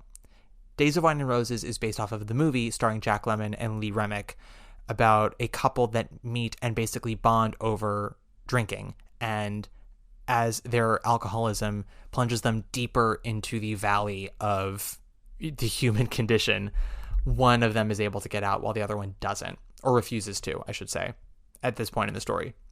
It's a very depressing movie, brilliantly acted by Lemmon and Remick, and actually a very insightful and accurate depiction of alcoholism for 1961, if not necessarily a true understanding of the root of alcoholism as well as treating it, but how it depicts those characters in their addiction is actually very harrowing and realistic. And when I saw the announcement that was being made into a musical starring Kelly O'Hara and Brian Darcy James, yes, Godspeed Smell of Success reunion, with a score by Adam Gettle, a book by Craig Lucas, the people that brought us Light in the Piazza, one of the most beautiful musicals of the last 50 years, directed by Michael Greif, who at that point I had not seen Hell's Kitchen yet. I had not seen Notebook, but I believe Notebook had just gone out of town to rapturous reviews in Chicago. And Greif, did Rent and Great Gardens and Next Normal. He's a good director. And I was just so ready. And I just kept being disappointed at the Atlantic when I watched it. It felt like ideas of a musical. Like when you see a concert of someone where they're like, I had this idea to adapt this thing into a musical. I'm going to play you 12 of the songs that I've written. So this is the song that happens when X does this. And you listen, you're like, oh yeah, that's totally going to slap on stage. Or like, okay, so this is when Y meets Z and they get into Elemental P. And you go, oh, okay. And you listen and you're like, ooh, okay, beautiful, fascinating. I wonder how that's going to work. It felt to me like Adam Gettle wrote this score on his own while watching the movie, and then had to make Craig Lucas figure out how to write a book into all of it. Because these songs rarely flow in and out of dialogue. Half the time, they are jarring in how unseamless they are. It is a choppy musical. Some beautiful moments. I would say the first 10 to 15 minutes are quite lovely. There are numbers that sound beautiful, even if they stick out like a sore thumb in the scene in which they take place. There are some songs that aren't very beautiful, that feel like a first draft, I must say. And Kelly and Brian were absolutely wonderful. They did not disappoint me. They gave truly well-rounded human performances while also singing like goddamn dreams. This is the messiest I've seen Kelly O'Hara be in quite some time. She's never really done mess before. Light in the Piazza, Pajama Game, and South Pacific, there was horniness to her in those shows that I really appreciated. It really brought the heat up in those productions. There was a lack of composure that made sense for someone like Clara. She's got the mind of a child, and someone like Babe, who comes from the Midwest, and someone like Nellie Forbush, who comes from the South and talks about how uncultured she is. But after that, I felt like most of her roles had a composure to them that felt so reserved and a little icy, I gotta say. And it worked for some things like King and I. It didn't work for me in things like Kiss Me Kate or Carousel at Lincoln Center Philharmonic. And so it was great to see her in this because I felt like there was a relaxed nature to her performance and then a true ugliness to how raw she got in the second half. And of course, it goes without saying that Brian does the exact same thing, but Brian I've never had that issue with. Brian has always, for me, been in it and has been able to pitch the temperature of his performance to the tone of any show he's in. So it's not like, he's giving a performance in Days of Wine and Roses that he gave in, Something Rotten or Hamilton, but the same things apply. He only comes off reserved or rigid in a show where he's meant to be. When I saw him do King George in the public production of Hamilton before Grofsauce joined, he did that pompous rigidness so well. And in fact, I preferred him to Groff because he was so juxtaposed to everything else that was happening in the show. He felt like the old guard that was trying to hold on to his power and was so stuffy, and like it was like sort of the epitome of okay boomer, and it was great. But he can also be a very anxious leading man in a comedy and Something Rotten, and he can be a broken human in Days of Wine and Roses. And so he and Kelly combined made this show worth seeing for me. That is why it is at number 20, because the two of them made this not a total mulligan. And there are moments in Gettel's score that are quite compelling. But overall, the thing was far too unfinished for me to place this really any higher than number 20. And you're going to get mad at me because there are going to be some shows here that are not nearly as artistically ambitious as Days of Wine and Roses, but congealed better for me. Even if they weren't necessarily impressive or quote unquote good, they at least flowed more consistently. Days of Wine and Roses, I start with, a 10-minute, not high, but, pleased. And then after that, it wasn't even up and down. It was mostly just placid sailing with a couple of nice bumps and a couple of sad valleys. All right, that was number 20. Next up, number 19. It's a look in your eye that moves me, that draws me to see what you're seeing. Water for Elephants. Again, some of you are going to be very mad at me that this is one step above Days of Wine and Roses. And let me be very clear. I don't think this show is terribly good, but I do think it worked better than Days of Wine and Roses. Starting with the fact that Jessica Stone and her design team really covered a lot of the speed bumps in this material. I think I mentioned this in one of the prediction episodes, but I know I've definitely said this to people. Jessica Stone, for me, proved with Kimberly Akimbo that she can helm a well-written, well-crafted musical and, direct a perfect cast, an ensemble of actors that are all in the same show, that are catching each other, serving the material. She can helm that. And if, maybe the staging in Kimberly Akimbo isn't the elaborate staging you see in something like, Water for Elephants, that's fine. Her direction of the material and of the actors and helping shape that piece is what, for me, earned her Tony nomination and earned her the right to do another show. Water for Elephants, maybe the material itself didn't totally come into focus. I think she had a complete control of her tone of the show. But the material itself still needed another go-round, in my opinion. The score needed 2 go-rounds. But this was the show where she did inventive, elaborate staging. Not spectacle, because circuses are never really about spectacle. They're about stunts, especially a circus in the Great Depression that's suffering. They aren't going to have the most beautiful sets and costumes. But it's about illusion and what the eye doesn't see and making things seem more elaborate than they really are. And that's what her staging is. And it's almost Fosse-esque in that respect, like with Pippin, where it's like the stage becomes this box of imagination and you're more eager to see what the next stage picture she's going to make is and how. And when she does, you get very pleased because it surprises you almost every time. And she keeps things moving, which is wonderful. She's got a good sense of musicals and their tempo and their rhythm, which is good because a lot of directors don't. And she has a very solid cast. She's got Paula Alexander Nolan, who of course does a brilliant job with a okay role. Izzy Michaela, once again, an underwritten role that she makes almost a human being. And the only reason she doesn't fully succeed is because she is so undermined by the material. But she is a very special ingenue that we have working right now, and I will love to see her get a true meaty bite into the apple kind of a role. There are some other people who are doing good jobs. Stan Brown as Camel is really great. Wade McCollum as Paula Alexander Nolan's right-hand man is really compelling. He plays his character he's basically just sort of Paul Alexander Nolan's butt boy. He, not sexually, just, he does all the tasks and does all the things that Paul tells him to do. And he's always at his beck and call. And you watch how his character, while he is definitely broken a little bit mentally, he's almost like in a cult with Paul Alexander Nolan. Like Nolan is a cult leader with like one congregate, because everyone in the circus, they fall in line, but they know it's wrong.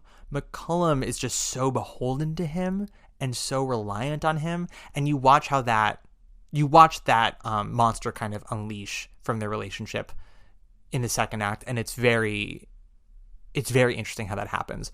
There's a lot of good stuff in Water for Elephants. I wouldn't say that it is a good musical, but I think that a lot of its flaws are easy to wipe away for the things about it that do work. Whereas Days of Wine and Roses, maybe because my expectations were higher and because it was trying to go for something more complex, that I think it ultimately fails at. Whereas Water for Elephants, I think, is trying to do an escapist musical with intelligence. I think it gets the escapism part right, if not necessarily the intelligence. But it's also not a total shit show. There are things about it that work and then things that don't. It's why it's at 19 and not 29, but it's also why it's at 19 and not 7, you know? All right, we're going to do one more, and then we're going to take one last break. So, number 18. Actually, it's Your Royal Highness. Prayer for the French Republic. The second Broadway play by Josh Harmon, but not the first or second play by Josh Harmon. That didn't make any sense. What I mean is that this is not the second play of Josh Harmon's, but it is the second play of his to go to Broadway from off-Broadway. I saw Prayer for the French Republic at Manhattan Theater Club's off-Broadway theater in 2022, I think March of 2022. And my friend and I were very hesitant about it because all we knew was that it was over 3 hours long, close to 3.5 hours, and it dealt with anti-Semitism in Paris. And that it, was written by Josh Harmon. That's all we knew. And we're like, oh God, like Harmon wrote an over 3 hour play. Is this going to be the most about anti-Semitism in Europe? Is this going to be the most insufferable thing ever? And we were actually surprised at how not insufferable it was. It was funny. It was smart. It was emotional. For us, it flew by and had a lot to say about the world, about the rise of anti-Semitism, something that we're seeing right now, that we're always going to see, unfortunately, and makes a lot of compelling arguments, and has, characters who are flawed, characters who are smart, and yet just the worst. Characters who are on the right side of history, but you just never want to be around them. Who say terrible things while also being right, or are wrong while being kind or nice. And it flashes forward between, 2015, 2016, and 1945, 46. The legacy of this one Jewish family in France and what it means to be Jewish, how to survive as a Jew, what it is to be proud as a Jew, whether you can afford to be proud when the world is so against you. If fleeing to Israel is the answer, oh boy, did that not age well for this show? Because in 2022, people's feelings on Israel were quite different than they are now. And it moved to Broadway, and I was very excited. And I have to say, I liked it less on Broadway for two reasons. One is there were some casting changes from off-Broadway, and I don't think any of the casting changes for Broadway were improvements from off-Broadway. Luckily, all the cast members that stayed from off-Broadway delivered just as well on Broadway as they did off. The other thing is, even though the Friedman Theater is not a terribly large theater, it's about 600 seats, I want to say, 600 to 700 seats, it is structured a bit spaciously. It's a very high theater. When you're in the mezzanine, you can feel a little far away. But even so, it is 3 times the size of its original theater. And with that enlargement, with that scale, with that distance, some shows, I said this before, like something like Kimberly Akimbo actually blossoms on a larger stage. Hamilton, clearly, when I saw it at the Public, I'm like, oh, you're waiting to go to Broadway. You're not fitting on the Newman right now. And they go to the Richard Rodgers, which is a larger stage, and it fits so fantastically. And by being given the chance to expand and blossom, they explode off of the stage. Something like Prayer for the French Republic, actually, it doesn't get swallowed up but by having that distance, you can tell now where the air is in the play. When I saw it off Broadway, I didn't think that it felt like 3 hours and 15 minutes at all. It flew by for me.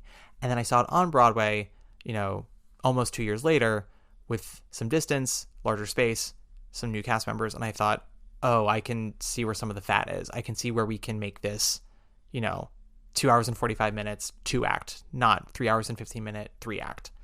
And of course we say this as we head into hour 2 of the podcast, but this is who we are today. And you guys have known this about me. I tend to speak long-windedly. And I joked earlier on my Instagram that I was going to make this 3 hours because we had 36 shows to cover. And maybe it still will be. We are currently at number 18 and we've got, we've been doing this for 2 hours. But who knows? Who's to say? But yeah, this was a good play. This was an intelligent play, a very important play. Important in quotation marks. But it wasn't quite as compelling as it was. I've been saying compelling a lot today. That means it's time for the commercial break and for me to have my soup so I can think of new words. But it wasn't as invigorating on Broadway as it was off Broadway. If I were ranking this show from its off Broadway run, this would be in the top 10 for sure. It's been knocked down a couple of pegs from the Broadway production. Betsy Item as the main character, she's the matriarch of the French family. She's absolutely fantastic. She was fantastic. She still is. And I'm so happy that she got a Tony nomination. So there we go. All right. That is number 18, Prayer for the French Republic. We will move on to number 17 after this break. Billy, I beg to differ with you. How do you mean? You're the top. Yeah? You're an arrow color. You're the top. You're a Coolidge dollar. You're the nimble tread of the feet of Fred. And we're back. Thank you for your patience again. I think some of you might be listening to this and me going like, wow, there are some shows that Matt put way lower than I expected, and there are some shows that I thought were going to be absolute at the bottom of the barrel, and he hasn't even gotten to them yet. I am shocked.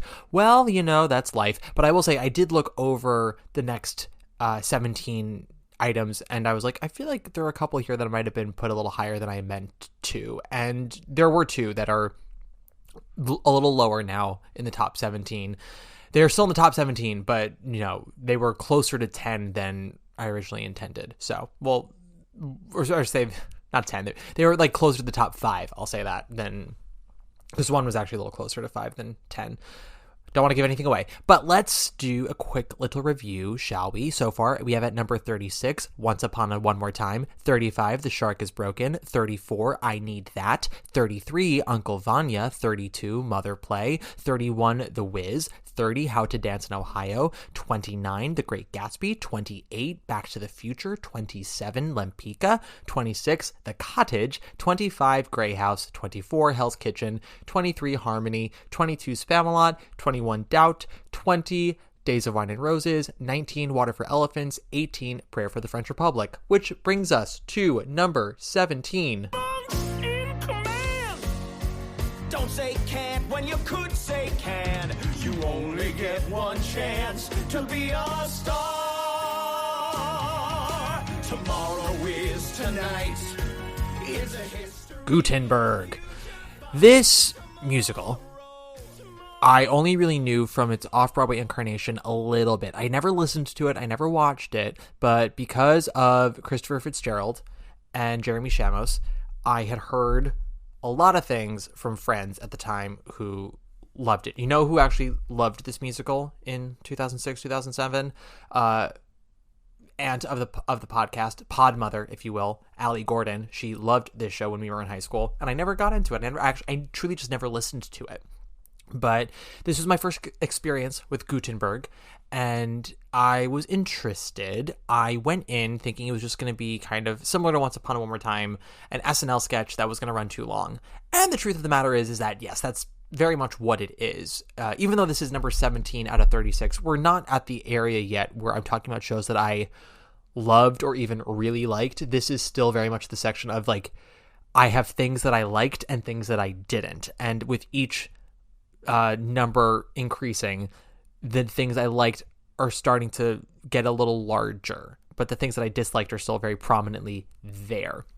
I would say 36 through, I would say 36 through 24 yeah, up until Hell's Kitchen were shows that I just, or no, 36 through 25, or no, I take that back. I'm all over the place. 36 through 26. So, Once Upon a One More Time through The Cottage. Those are all shows that I just did not like. And even if there were things about them I could pinpoint of like, that was nice, that was good, overall I just did not enjoy my time there. 25, Grey House through Hell's Kitchen, Harmony, Spamalot, Doubt, I would say were things that I didn't totally like, but I didn't dislike vehemently. Like, there were things that either, you have something like Hell's Kitchen where it's like, you have things that I thought were genuinely good alongside things that made me mad, which evened out to I didn't care for this that much.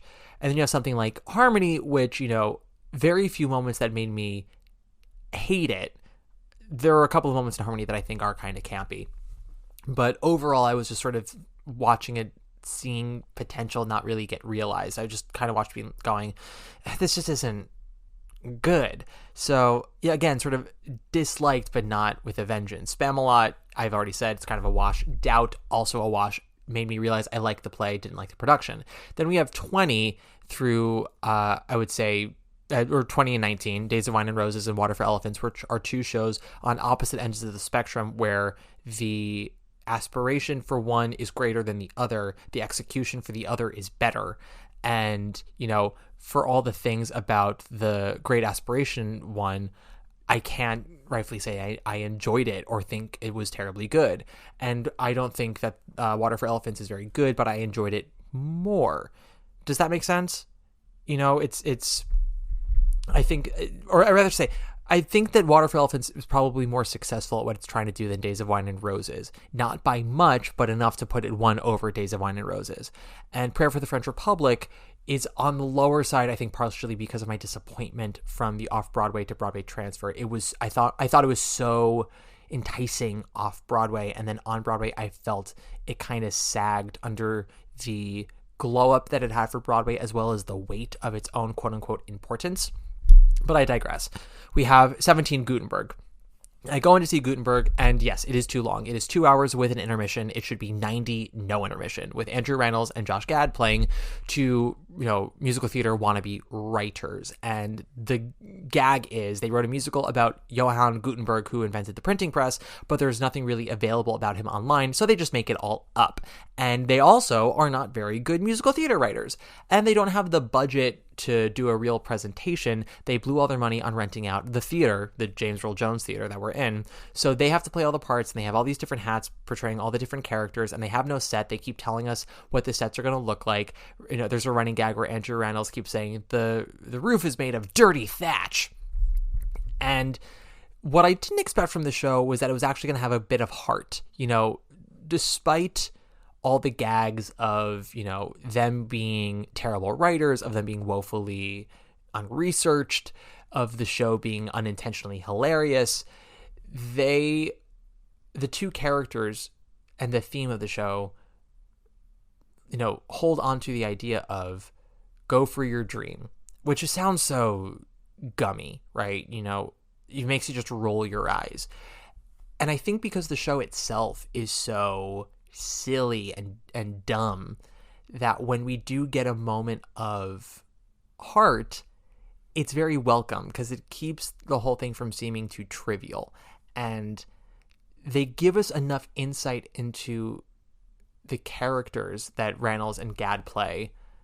It's Bud and something. I forget the two characters' names. I just remember one, his name is Bud. But we get insight into who they are as people. We also get information about their lives, what brought them there, how they know each other. We start to, even though the show they wrote is bad, we start to kind of like them. And that's a really interesting, conflict we as an audience have. It's so easy to be turned off of someone when you see the thing that they love to do most in the world and they're bad at it. I may or may not. I've had friends be in stuff that I thought was bad. I've been very lucky that, usually I see friends perform and my friends are all very talented and they're all very smart. So even if I don't like the show they're in, I tend to usually like them. And if I don't like them, I can chalk it up to another issue because I've seen them be good at something else. But, I did also kind of was seeing this actor for a minute, and before we had gotten together, I had seen him in a couple of things and didn't like him in those things. So when I saw his show, when we were kind of together, I was very nervous because I was like, oh God, is this going to be a rinse and repeat? And am I going to think differently of him now? And luckily I ended up liking him in the show, although one wonders if that was my rose-colored we're in love glasses, not what was actually there. Although, he got well reviewed for it, so I don't think I'm alone in it. But this is to say, you watch something like Gutenberg and you watch the show be bad and you're like, oh God, like, how can I like these two guys? They're not good at what they want to do. And yet you still like them. Part of it is that Andrew Rannells and Josh Gad are likable guys. They have wonderful chemistry, but also the characters that they play are very sweet guys. They don't mean to make fun of musical theater. They think they've studied it brilliantly and they know all the things that make a winning musical. And in a way, they're right. Like, they put up a lot of the stuff that we see on a Broadway stage all the time. And we kind of laugh at ourselves for having liked it in the first place for another show. But for that other show, it worked. It's just that with Gutenberg, it doesn't work. Now, the downside of that kind of humor is you can only deal with that, oh, it's so bad, it's funny, for so long, which is, again, why it shouldn't be 2 hours. It needs to be 90. I guess you could say it's technically speaking an hour and 45 because they have that intermission. But yeah, you could easily cut out 15 minutes. Also, the score, there's some decent music going on in it, but it's not a very funny score for a show that itself is very funny when it's not singing. You want the score to be funny, and it's hard to do a funny score. Not many musicals have funny scores. Dirty Rotten Scoundrels is one, but that's the only one I can think of at this very moment. I'm sure there are others, but that's the one that comes to mind. But yeah, Gutenberg, it's at a solid 17 out of 36. We're at this point, we are slightly above the halfway point. Things that I liked, things that I didn't. Ultimately, it is Andrew Rannells and Josh Gad that hold the thing together. Alex Timbers also has done some very inventive staging with this. There's a lot of talk about the turntable that they hope to have for the real production that they have to sort of fake maneuver on stage, and all the work with the hats is very clever. There's a lot of cleverness to it. There's a lot of humor to it, a lot of heart to it. My ultimate objection is too long for the show it is, and ultimately in the space it's in. But it was a fun time. I wasn't mad that I saw it. Number 16.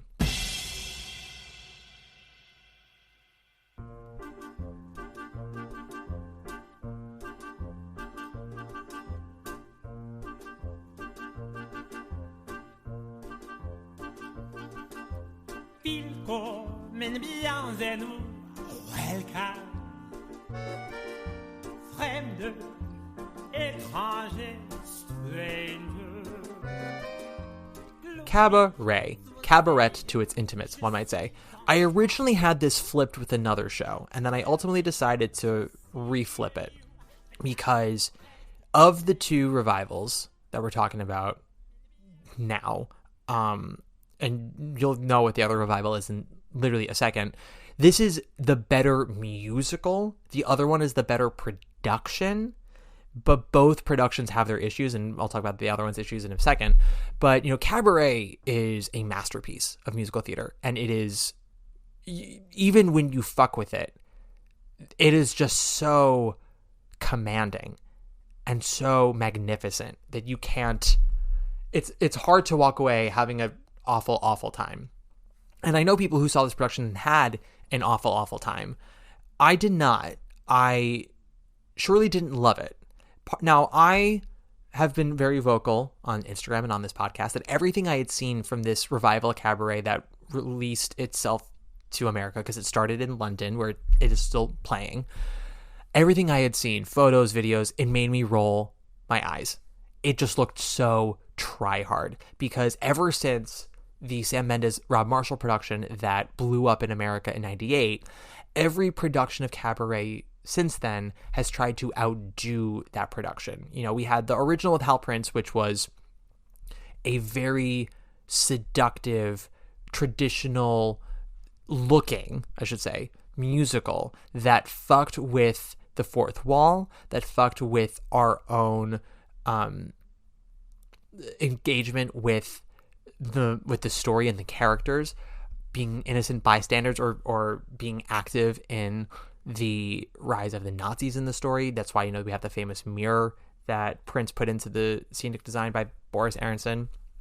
And then you had the Bob Fosse movie, which didn't completely overhaul the show, but is a major departure from it. And I would argue went grittier. And similar to The Wiz, that became the version that everyone knew because it was able to reach so many more people. So, Liza Minnelli as Sally Bowles became what people thought of as Sally Bowles. And people didn't know that, Cliff is actually American, not British, and his name's not Brian, and he actually has a song, and there was an older couple, and there was a pineapple song, and all these things. And that's partly why Hal Prince did his recreation revival in the late 80s on Broadway to, remind people that he did it first, and this is what cabaret is when you do Cabaret the show. You don't get Mine Hair and Maybe This Time. You get the telephone song. And then Sam Mendes, went even further in the early 90s at the Donmar Warehouse. And I'm bringing up the Mendes production specifically in connection to this one for a lot of reasons, and you'll understand why. The Mendes production premiered at the Donmar Warehouse, where Sam Mendes was the artistic director. Is it Mendes or Mendes? I'm saying Mendes. Sam Mendes was the artistic director of Donmar Warehouse, and Alan Cumming was the MC there. And the whole gist was the entire space was the Kit Kat Club. We were all in the Kit Kat Club. It took Hal Prince and his concept of we are all as an audience complicit in this story and took it a step further. It's not just a mirror now. You are at the tables. You are in the world. You are here with us. You've got nowhere to hide, and you are active and a willing participant now. And he went grittier. He took, the Fosse mentality of make it more realistic, make it darker, make it smokier, make everyone, a little less in shape and not as good of a dancer or a singer, unless you're Liza Minnelli. And he went further with that. And you can watch the video of the Donmar production, and what you see there is the seed of what became the Broadway version. A lot of things, like the design, is the same. Alan Cumming, the general idea of his MC is already in place, if not necessarily the entire aesthetic, but like a deconstructed tuxedo is what he's wearing with some skin showing. There are certain images that remain for the 98 Broadway production, but they redid the ending for Broadway. They also moved around some of the songs. The Mendes production cut a lot of the superfluous songs from the original, the telephone song, Cliff's Why Should I Wake Up, Mies Kite, but they put in Mine Hair instead of Don't Tell Mama. And and Mendes also went for the vein of Sally Bowles is not a talented performer. She's not a good singer. She's not Liza Minnelli. So Jane Horrocks, who some might know from the movie Little Voice, some might know her from Absolutely Fabulous, she played Sally Bowles, and Jane Horrocks actually is a solid singer. I wouldn't say she's an amazing singer, but she's a fine singer, and she purposefully went more shouty in the 93 Mendes Donmar production and did Sally Bowles's cabaret a bit of as a meltdown. She's using a black dress stationary at this mic and does the whole thing in place, as opposed to Liza, who's very gay and all over the place. But of course, in the movie, Sally Bowles is singing the title song after she's had her abortion, whereas in the show, she has it before she has the abortion. It's the song that makes her make up her mind. Whereas in the movie with Liza, it's sort of not a breakdown so much as an official disconnect from reality. She has made the decision to not care and not look at it and put gauze over her eyes. And it's, viva la life. And with Jane Horrocks, and by extension Natasha Richardson, it is, I am going to make this ultimate decision to terminate my pregnancy, cut me off from any responsibility, cut me off from being with someone who cares about me, even if, we can't be a romantic couple because he is gay, and we tried, but he is who he is. I don't want that. I would rather continue seeking my independence, and if that ends in my demise, so be it. And it's defiant and it's scary. Now, when the production finally came to Broadway 5 years later, Rob Marshall signed on not only as choreographer, but as co-director. And what those two had as a partnership is something that neither of them has ever really had again. They both had one really fantastic cinematic achievement with their debuts. Sam Mendes with American Beauty and Rob Marshall with Chicago. I don't think either one has really ever done a movie since that has matched their first movie. Mendes has had some good ones since then, if not, in my opinion, all great. I think that Revolutionary Road is bad freshman year of college acting, but whatever. Sam Mendes is a probably more visionary and intelligent director than Rob Marshall, but Rob Marshall understands the bones of musical theater and the temperature of musical theater in a way that Sam Mendes doesn't. And even though I really liked his Gypsy, you can sort of see it in his Gypsy. And Rob Marshall doesn't have the vision to do something like Cabaret on his own. He can't, get to the dark spaces and recontextualize the script in the way that Mendes can. But Mendes also can't make the songs, he can't integrate them into the show the way that Marshall can. He can't make them build in the way that Marshall can. And all you have to do is just watch the opening to see that. The opening Willkommen in London is like a rough draft of what it became on Broadway. And what it became on Broadway is thanks to Marshall. It extends into the introductions of all the cabaret girls, the cabaret boys, Sally Bowles, how, the music is built in the dance numbers, how they do the final 2 minutes of the song. They, move Mine Hair from Sally's introductory song to her second song, and they bring Don't Tell Mama back as the introductory song. And, in the London production, they have her doing Mine Hair on a giant chair holding a rose, kind of like a little kid. But Marshall was like, what if we made that Don't Tell Mama? Because, she's being a child about her mother, and that makes more sense. And we can make Mine Hair sexier and stompier and just all these wonderful things. And that's what made that revival so incredible, because it had the seediness that Mendes wanted, but it still gave musical theater lovers something to hold on to. Natasha Richardson's Sally Bowles is still my favorite Sally Bowles for many reasons, and I'll go into acting later as I talk about this revival. Sorry, long way to get to this revival. But, her singing voice, she's not Liza Minnelli. She never was, and she knew she wasn't. But her voice was pleasant. It was on pitch. It wasn't harsh on the ears. In fact, when she sang Maybe This Time, it was really lovely. She could do the smoky lounge singer really well. But, she had a nice voice. It wasn't, you weren't going to ever listen to her cover Don't Rain on My Parade, but you weren't sitting there going like, why is this gal in a musical? She sounded fine. And it was rough enough that you understood why Sally Bowles is working in the Kit Kat Club, but also she wasn't so incredible that you thought, oh, she's going to get out of here in 2 seconds flat. You also were never worried necessarily that the songs weren't going to play like songs. They were an extension of Sally when they needed to be, like in Maybe This Time or Cabaret, and when they were performance numbers, Natasha's Sally loved to perform. So she had a sensuality about her. She had a vivaciousness about her. The important thing about Sally Bowles when she's performing the Kit Kat Club numbers is that when she's on stage, you cannot tell her that she is not the one. And it's that I don't give a fuckness, that confidence, and that charisma that makes you want to watch her. They talk about it in the Berlin stories. I think it's called Goodbye to Berlin. When Isherwood's talking about Sally when she's singing, he was like, she wasn't good, but there was such a blatant here I am quality about her that you couldn't help but watch, and not in a snickery kind of way. Like you just you were drawn to her. And ultimately what that revival is known for, the legacy it has thus left behind, is the seediness, the how far can we push the boundaries. And revival since then, and any major production you see since then, taps into that. They first of all use the version of the script that revival used, because prior to Mendes Marshall, there was no version of Cabaret that had Mine Hair and Don't Tell Mama and Maybe This Time. That was the first revival to do that. They also made alterations to the script, so that way Cliff was much more of an overt homosexual. In the original 60s production, he was just a very bland straight dude. In the movie, he is bisexual.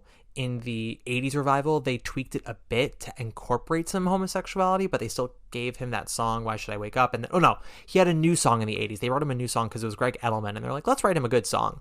But still, like, Cliff is not really a character who sings. He's the camera. In the play I Am a Camera, which is based off of the Berlin stories, of which Cabaret is adapted from, Sally Bowles is not the camera. Clifford is the camera. He is the one who is taking it all in, who's, taking shots of everything, remembering everything, writing it all down. And he's at his worst as a writer when Sally is making him get involved in everything. He has to separate in order to be productive. That's how writers kind of are. You live to have the stories and to have the emotional experiences that you can then capture for your writing. But in order to write, you have to separate yourself at some point and fucking write it. And I bring up all this preamble as we talk about this Cabaret, which is currently at number 16. And I had it a little higher originally, and I lowered it a couple of spaces because I did not hate this revival as much as I thought I would. I went in really thinking I was going to hate it. I was supposed to go to a Wednesday matinee, and they had to cancel. And I ended up luckily going to see the Thursday night show.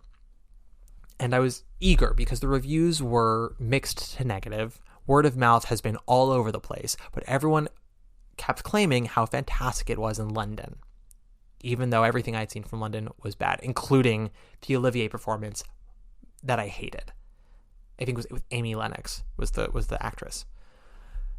So I watched this, and yes, the space is fantastic. They work really hard to disorient you when you enter. So if you've been to the August Wilson Theater before, it takes you a minute to realize exactly where you are in this space, because you enter from the back alley and then essentially enter through house right.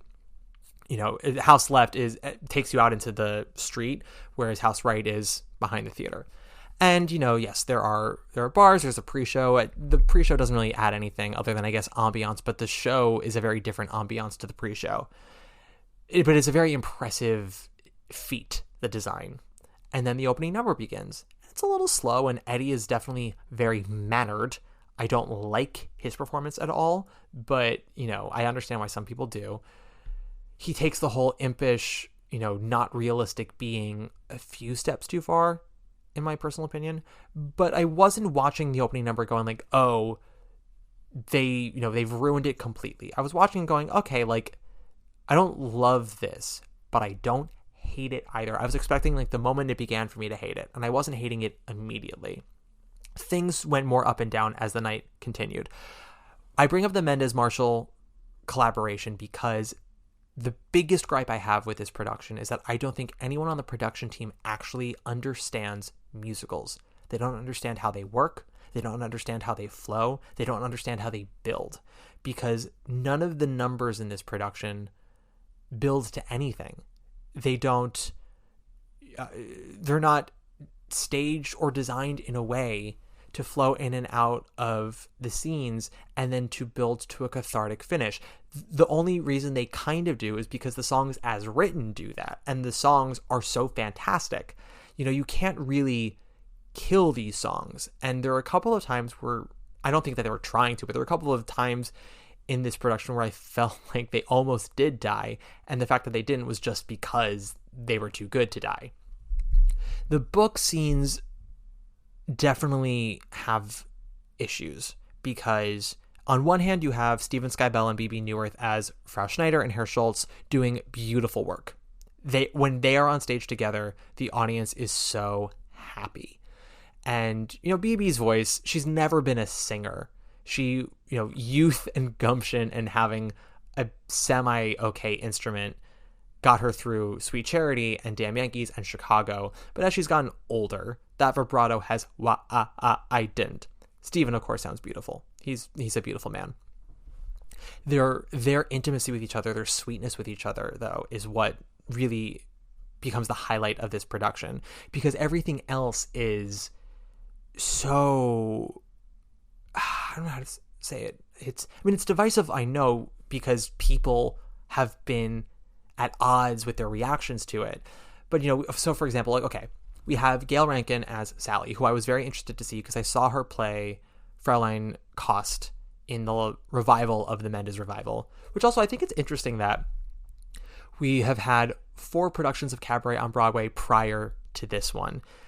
The first was the Hal Prince revival. The first was the Hal Prince original, which then had a recreation revival with Joel Grey reprising his role as the MC. And then we had the Mendez Marshall production, which had a recreation revival in 2014 with Alan Cumming reprising his role as the MC. And now we've got this one, which makes me wonder if in 12 years we're going to get a recreation of this one and Eddie Redmayne's going to play the MC again. It just seems like this happens with Cabaret far too often. If I had a nickel for every time it happened, I'd have 2 nickels, which isn't a lot, but it's weird that it's happened twice. But Gail, her Sally, I read the reviews and some people have been saying like, oh, she shouts through everything. So the moment Don't Tell Mama happened, when it started, I was like, oh God, here we go. And of course, like the very first thing she does is she shouts, Mama, thinks I'm living in a convent. And it made me laugh because she's dressed like a baby essentially. So it was almost her like whining for her mama.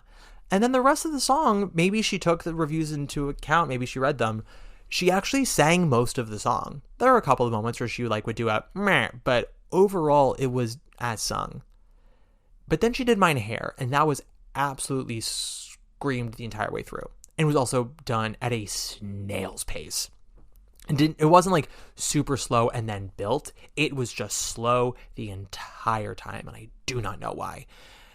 Maybe this time she actually sang it quite beautifully, I will say. Cabaret, she started somewhat singing, and then by the second verse onwards, it was just all spoken and shouting. And it needed more. It needed more. That song carries you through the breakdown. You don't need to add more on top of it. If you are a good actor, which Gail is, but if you also need a good director there to hone you in, because you don't know how it's coming across from the stage, you can only feel it. But you're blowing your wad way too soon if you are playing the breakdown by the second verse. But all of her book scenes, which are mostly played with Ado from Slave Play fame as Cliff, her Sally, it's almost like she's got borderline personality disorder. She's very up one second and very down the next. And it's not like from scene to scene. It happens like 20 times per scene. And she's very aggressive and she's very defensive. And there were moments where she would add an edge to a line or an interaction that, it just didn't make sense to me. Especially because, throughout all of it, she has this kinship with Cliff. They try lovers for a second. It obviously doesn't work out, but they do have an intimacy and a love for each other. And the moment they meet, Ado really doesn't give Gail anything. He plays detached so much. And while yes, Cliff is a camera, he is eager to see Berlin and experience Berlin. As I said, to write, you have to experience things before you write about them objectively. And Ado's Cliff doesn't even feel like he's experiencing any of it. It's like he's already at a distance from the start. And so he doesn't engage with Gail. He doesn't, entice her. He doesn't challenge her. There's a moment in their scene in her dressing room right after she's done Don't Tell Mama and right before she does Mine Hair. And she's talking about Max, and he goes, oh, is that your lover or your husband? And she goes, no, he's just the man I'm sleeping with this week. I say, am I shocking you? And he says, I say, are you trying to shock me? And I believe her next line is something along the lines of like, oh, you're wildly intuitive or something. And usually it's played as a, meeting of the minds of you see right through me. Which, sorry, that sounded like Minna from Veep. Selena, you see right through me. It's because we are close as sisters. And Gail doesn't play it that way. When he says, are you trying to shock me? She gets upset and she like repeats it to her in her head, like, am I trying to shock you? I'm like, it's not an insult. He's calling your bluff. He sees that you're putting this on right now. And, this is not the worst thing to be called out on. And in order for us to buy that you and Cliff have a connection that maybe you don't have with somebody else, enough of a connection that would get you fired from the Kit Kat Club, enough of a connection that you would move in with him the next day, that you would sleep with him and even considering raising a child with him. We need to see that immediately. And because also it allows us to see just exactly we lose when everything disintegrates. But we don't see any of that. They don't have a relationship of intimacy, not of friendship, not of romance, nothing. And it really dampens all of Sally's scenes. And I wonder if Ado was more of a scene partner. And maybe this is the production's decision to have him be so distanced all the time and closed off. But if Ada was more of a challenging scene partner to Gail, I wonder if her Sally Bowles would be less erratic, or if her erraticism would, maybe not quite so extreme. Because that's something that turned off a lot of critics and some audiences, is that her Sally is just so up and down in a way that just doesn't feel, dramatic. It just feels like she's, as an actress, is bored and throwing spaghetti at the wall and not even caring if it sticks. And you have to create an arc for your character. We have a certain amount of time with you, and the scenes are there. The songs are there for a reason. You can't just put on your own storyline. It's there. And so I would see moments with Gail where I'm like, I see what you're doing, and I think that part works, but that doesn't. And that, what you just did there, actually undercuts what you're going to have to do in 20 minutes. And that would be frustrating when you would have something that you liked and then something that you didn't like. And then again, when you have something like BB and Steven, who are selling everything they have with aplomb, and everything around them is just chaotic. And a lot of imagery that the director Rebecca Fracknell has for like the rise of the Nazi Party and conforming and whatnot, it's all clever. It's not moving, is the best way I would describe it. There is some gorgeous design in this show. As I said, the space is beautiful. The way they use the stage is cool. The stage is sort of a turntable that also can rise and fall like tiers, I would say. And for the most part, that is used well. The one time I got angry about it, it's the, just let the actor act shit that I want, that so many directors refuse to do. When Bebe Neuwirth is singing What Would You Do, which is Frau Schneider's final song in Act 2, when she has broken up her engagement with Herr Schultz because she just knows that the Nazis are coming to power, despite what everyone else says, and she has to survive. And, it's something she regrets, but it's something she feels like she has to do, and she sings What Would You Do to Cliff and to Sally. And she has her bridge that ends in the elongated lyric, I who am not at war with anyone, not anyone, and she holds this big long note. It's a powerful moment. And the director decides that's a great moment to have the stage rise with BB in the center of it. And I was angry because, first of all, when the stage rises like that, again, it's the bare stage, the second level, and then the third level. And the walls around those tiers are like glittered in gold, like gold eyes, I want to say, and it's been a minute, so my memory might be faulty, but there is a design on them. So even if it's in darkness, as they like try to make it do, it still gives off a golden hue around her. But on top of that, again, it's a staging effect that we don't need. And I'm like, can we just let BB sell the song? Can we not have a wedding cake right now in the final third of this song? Can we just let BB sell it? So that pissed me off. But things like, Sally falling through the floor at the end of Cabaret I thought that was a solid choice. There are other choices that I was less solid on. The lighting is beautiful. The sound design is really incredible. The orchestrations work for the most part. And again, Steven and BB sell it. Natasha Diaz, friend of the pod, plays Fräulein Kost. She is very good. Henry Gottfried plays, what's his face? Ernst. And he's fine. He definitely reads like Nazi youth, and he's very charming and friendly and sweet and innocent at the beginning. And of course, the audience always gasps when that Nazi armband comes on. And that's always a fun thing to watch. And this was also the first time I had seen Cabaret where If You Could See Her didn't get applause, and I appreciated that. And I think that's something the production actually does do well, is that they try to kill that applause as much as they can. So I'm sure if you've seen it on another night and it did get applause, I can't imagine it was like wild applause, which it did get when I saw it with Alan Cumming in 2014, which made me upset because it felt like everyone was so busy applauding the performer, they forgot that they were applauding an anti-Semitic song. Intentionally anti-Semitic. And yeah, that's Cabaret. It's at Jesus Christ, I've been talking so much. That was at number 16. Moving on, number 15.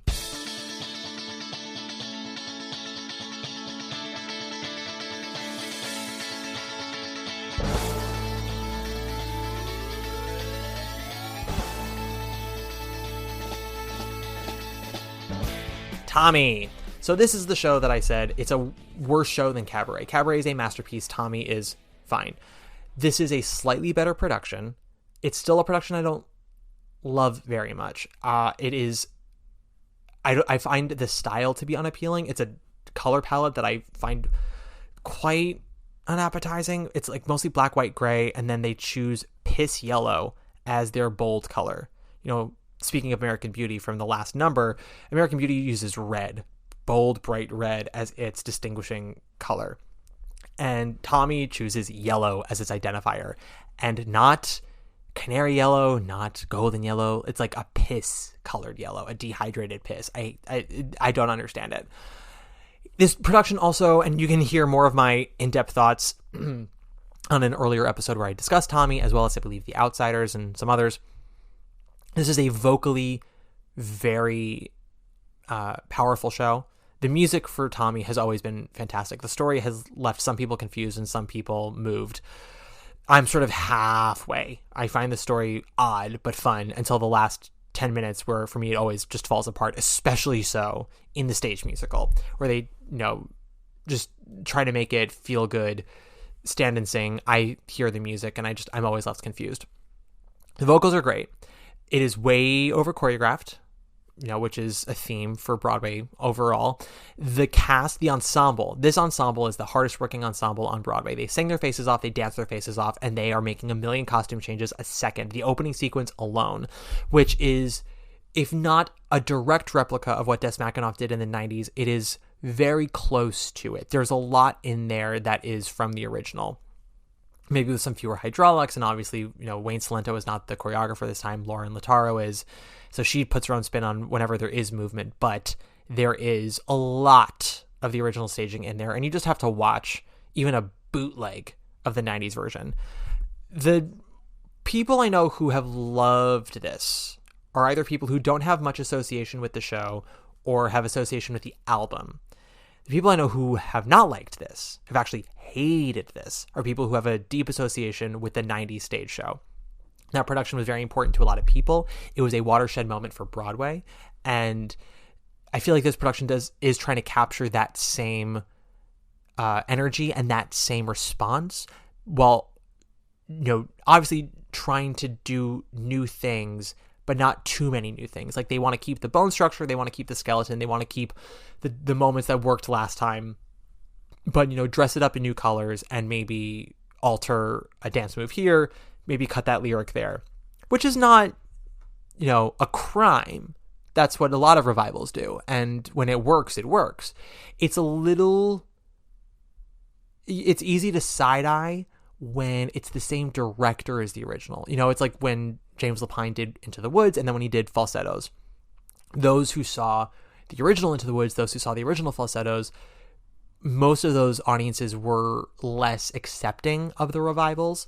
And I think, it's because they were familiar with the original, but also by having the same director come back, instead of going, oh, you're a new director looking at this with fresh eyes and seeing, and you're not trying to force new ideas. You're just seeing what ideas come. We're going, oh, you've done this before, so you're looking at the material, eagerly trying to think of opportunities to change it. And that's not really the most compelling argument for a revival, But the thing moves. It does have energy, and if that's what you want from your Tommy, that is here in spades. It is one of the better projection heavy designs of the year. There are some images that are gorgeous, and then others that are very busy. I believe Our Own Eyes, or My Own Eyes, is just, in my opinion, way too overstaged.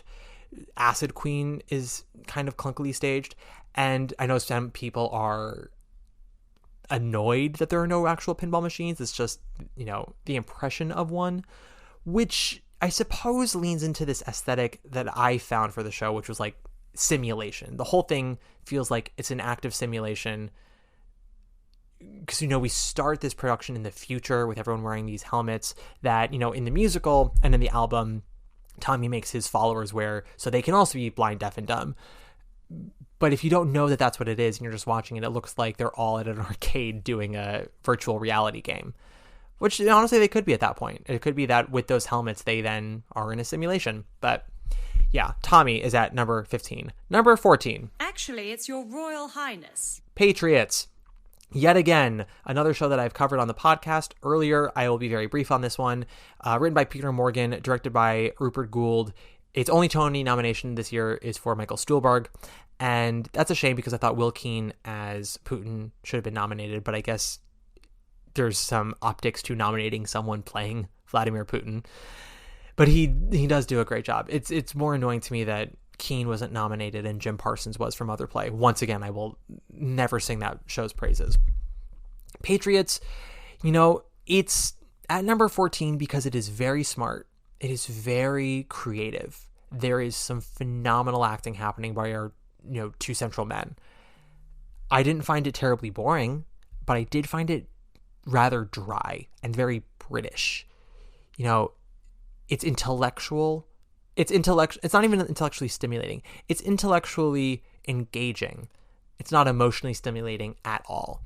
And I don't love that kind of theater, but I can appreciate that kind of theater. And this is, it's well done and has a flair for style.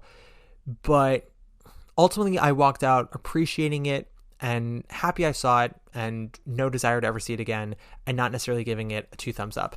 This is the end of our sort of half yes, half no section, because now we go into 13 and now we are in the I liked it overall section with a couple of caveats. So at number 13, I want my sisters to know I was here. I want my great-granddaughter to know I was here. I want my students to know I was here. I want my niece to know I was here. I want your great-granddaughter to know I was here. Souffles. Again, I talked about the show a bit on the podcast, Souffles. The show is about the suffragist movement, and one of our main characters is Alice Paul, played by the writer of the show, Shayna Taub. We also have Jen Colella, Nikki M. James, Emily Skinner, my lord, Hannah Cruz, Ali Bonino. This is a very... what's the word I'm looking for? It's entertaining. It's smart. It's intelligent. And it is perhaps one of the few musicals this season that really feels like a musical, a rather successful one at that. Where the show fails for me is whereas a lot of craft went into the writing and the ensemble work of the show, I didn't feel there was a lot given to it on a design element. And I don't need Gatsby level sets, but I do need meticulous sets. I need a team to go, okay, if we only have $10, what are the things we can buy with it and how can we use it overall for our show? And I did not feel that way with Souffles. It felt more like the set was out of necessity. Necessity. I was trying to make a pun out of that with set and assess. Necessity. No, I failed. The set design felt more like it was out of necessity than out of creativity. And sometimes with, restrictions on your creativity, you actually can become more creative. Rachel Bloom has talked about this a lot with Crazy Ex-Girlfriend, where when the pilot got dropped by Showtime and moved to the CW, the writers actually had to get more creative with their jokes and the storylines because there were certain things they couldn't say or do, whereas on cable you can say and do anything. And it pushed them to think outside the box. And I felt like with Souffles, the design team sort of like, this is the money we have, so we're going to give you a really nice wooden door and 2 really nice Corinthian columns. And I feel like they could have gone a little further than that. The other thing is that while the score I found to be very smart, very cheeky, which I appreciated, I understand it wasn't really cheeky at all downtown. It was a little too self-serious. The Broadway production is not... Some people have called this sort of like a Wikipedia page of a musical. And I wouldn't say that because they do try to delve into the emotions and the mental states of some of these characters. The problem is that by covering so much, those introspective moments are so fleeting and there are so many people going on in the show that, it's hard to find people to latch onto. Nikki M. James's character is a close one, but she's very in and out of the proceedings. And it doesn't help that her first number is actually a good representation of another problem I have with this show, which is pandering. And that is a very tricky word to use openly about writing, right? And especially for a show like Souffle, which is political, it's a very, it deals with a very political element, and it's very relevant to today. And you want it seems that Shayna Taub and everyone involved with Souffle decided they wanted this story to be more of a rallying cry for the converted. And that's fine. It makes me feel a little bit like it's an easy shot. If you have 900 people who are already on board with your message, anything you then say promoting that message is going to be greeted with raucous applause. And, you can say that you succeeded at that. That's fine. That was your goal. You did it. We did it, Joe. But I find that to be a kind of low bar, easy shot. I would much rather go see a show and learn something about myself by challenging my own perspective and what I've thought and how I'm feeling, than walk out feeling, validated, I guess, but that doesn't even seem like the right word. But, you can walk out of this show learning something about this movement, but you won't walk out learning anything about yourself or the people around you. And I wish that the show was willing to get a little bit of its hands dirty in the messiness of these women, of their perspectives, of, again, the idea of we're all fighting the same fight, but we all have our own blinders. And I think that could have been explored more, because they touch on it a little bit in the sense of the old guard having to make way for the new guard, but less so about their own prejudices. Like it's mentioned, it's implied, but it's fleeting. And when you're tackling something so epic like this, you have to choose your battles of what you're going to really spend time on. And I think I just wanted more of the emotional meat to be cooked in this, whereas it was more sort of just seasoned, so that way we could stay invested in the next story beat. And that just wasn't enough for me. But that doesn't take away from all the things that the show does do well. So I do have this confidently at number 13. All right, next up, number 12. I know that when my number's up, when I am called by God above, don't have my name inscribed into the stone. Just say, here lies love, here lies love. Here Lies Love. This show was so heralded at the public. Many shows from the public here on this list. We got Here Lies Love, Hell's Kitchen, Souffle. Here Lies Love, telling of the story of Imelda Marcos, done to a disco beat in a giant club.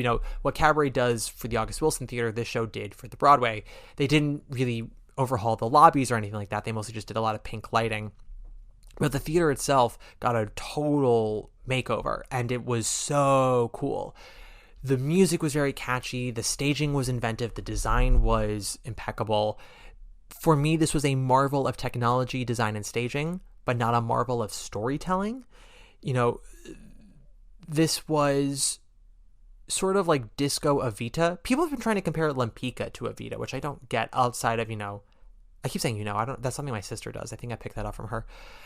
Outside of the big sing of Lempicka and maybe the design of one of Eden's outfits that they've been using a lot of her press with, like, the box hat and the skirt suit. But Here Lies Love is much more of a Philippines Evita, with Imelda Marcos and her passion for fashion and her dictator husband and her desire to be loved by the people. But Evita isn't a good musical. I've said this before. It's not. Evita is an exciting musical when it's sung well, when it's staged well, when it's done with energy. You know, get Andrew Lloyd Webber the fuck away from it. Take out You Must Love Me, because that song has no place in the show. And take him away from the rehearsal room, because he's just going to make all of those tempos a funeral dirge. I want that hot tempo that Paul Gemignani gave it on Broadway. You know, pick up the speed, make it exciting, make it a fever dream almost, because then you get caught up in the theatrics of the diva worship and you become complicit in her rise. And Here Lies Love, similar to how this cabaret takes Sam Mendes' cabaret one step further in the audience's complicity with everything that's happening, you know, Timbers kind of does the same thing with Here Lies Love versus Evita. We are no longer just sitting in the audience watching the fever dream happen. We're now on the dance floor dancing along with her as she is selling us a nice, you know, disco beat. And it doesn't land with the emotional, political...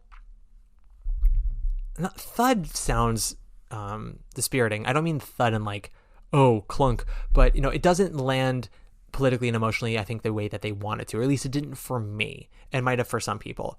I found the ingenuity and creativity of the show to be very impressive. And it was in the final third where I went, I don't see this selling how they think it's selling.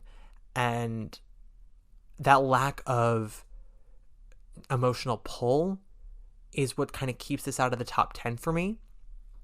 It puts it above 15, 14, 13 because of so much of the creativity. And again, the score is wonderful and so many wonderful performances. And there was so much to keep you excited and engaged, but never moved.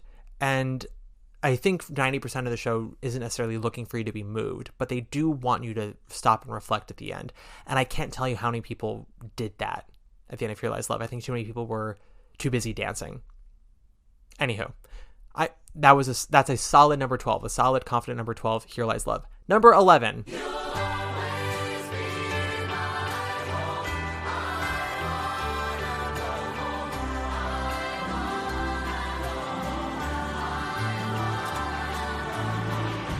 The Notebook. This is a quite solid musical, I find. It may not be as exciting as Here Lies Love. It may not be as sexy as other shows, but this is a perfectly fine musical.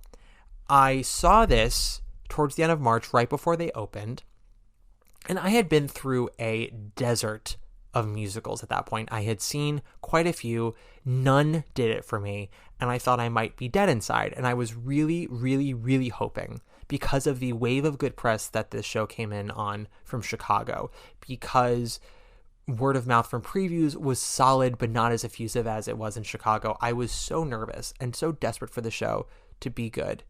And I was happy that it was. I wonder if I had seen The Notebook now, after having seen a couple of other shows that are above it, if my liking of it would lessen. If I maybe would have noticed flaws sooner, or if they would have mattered to me more at the time.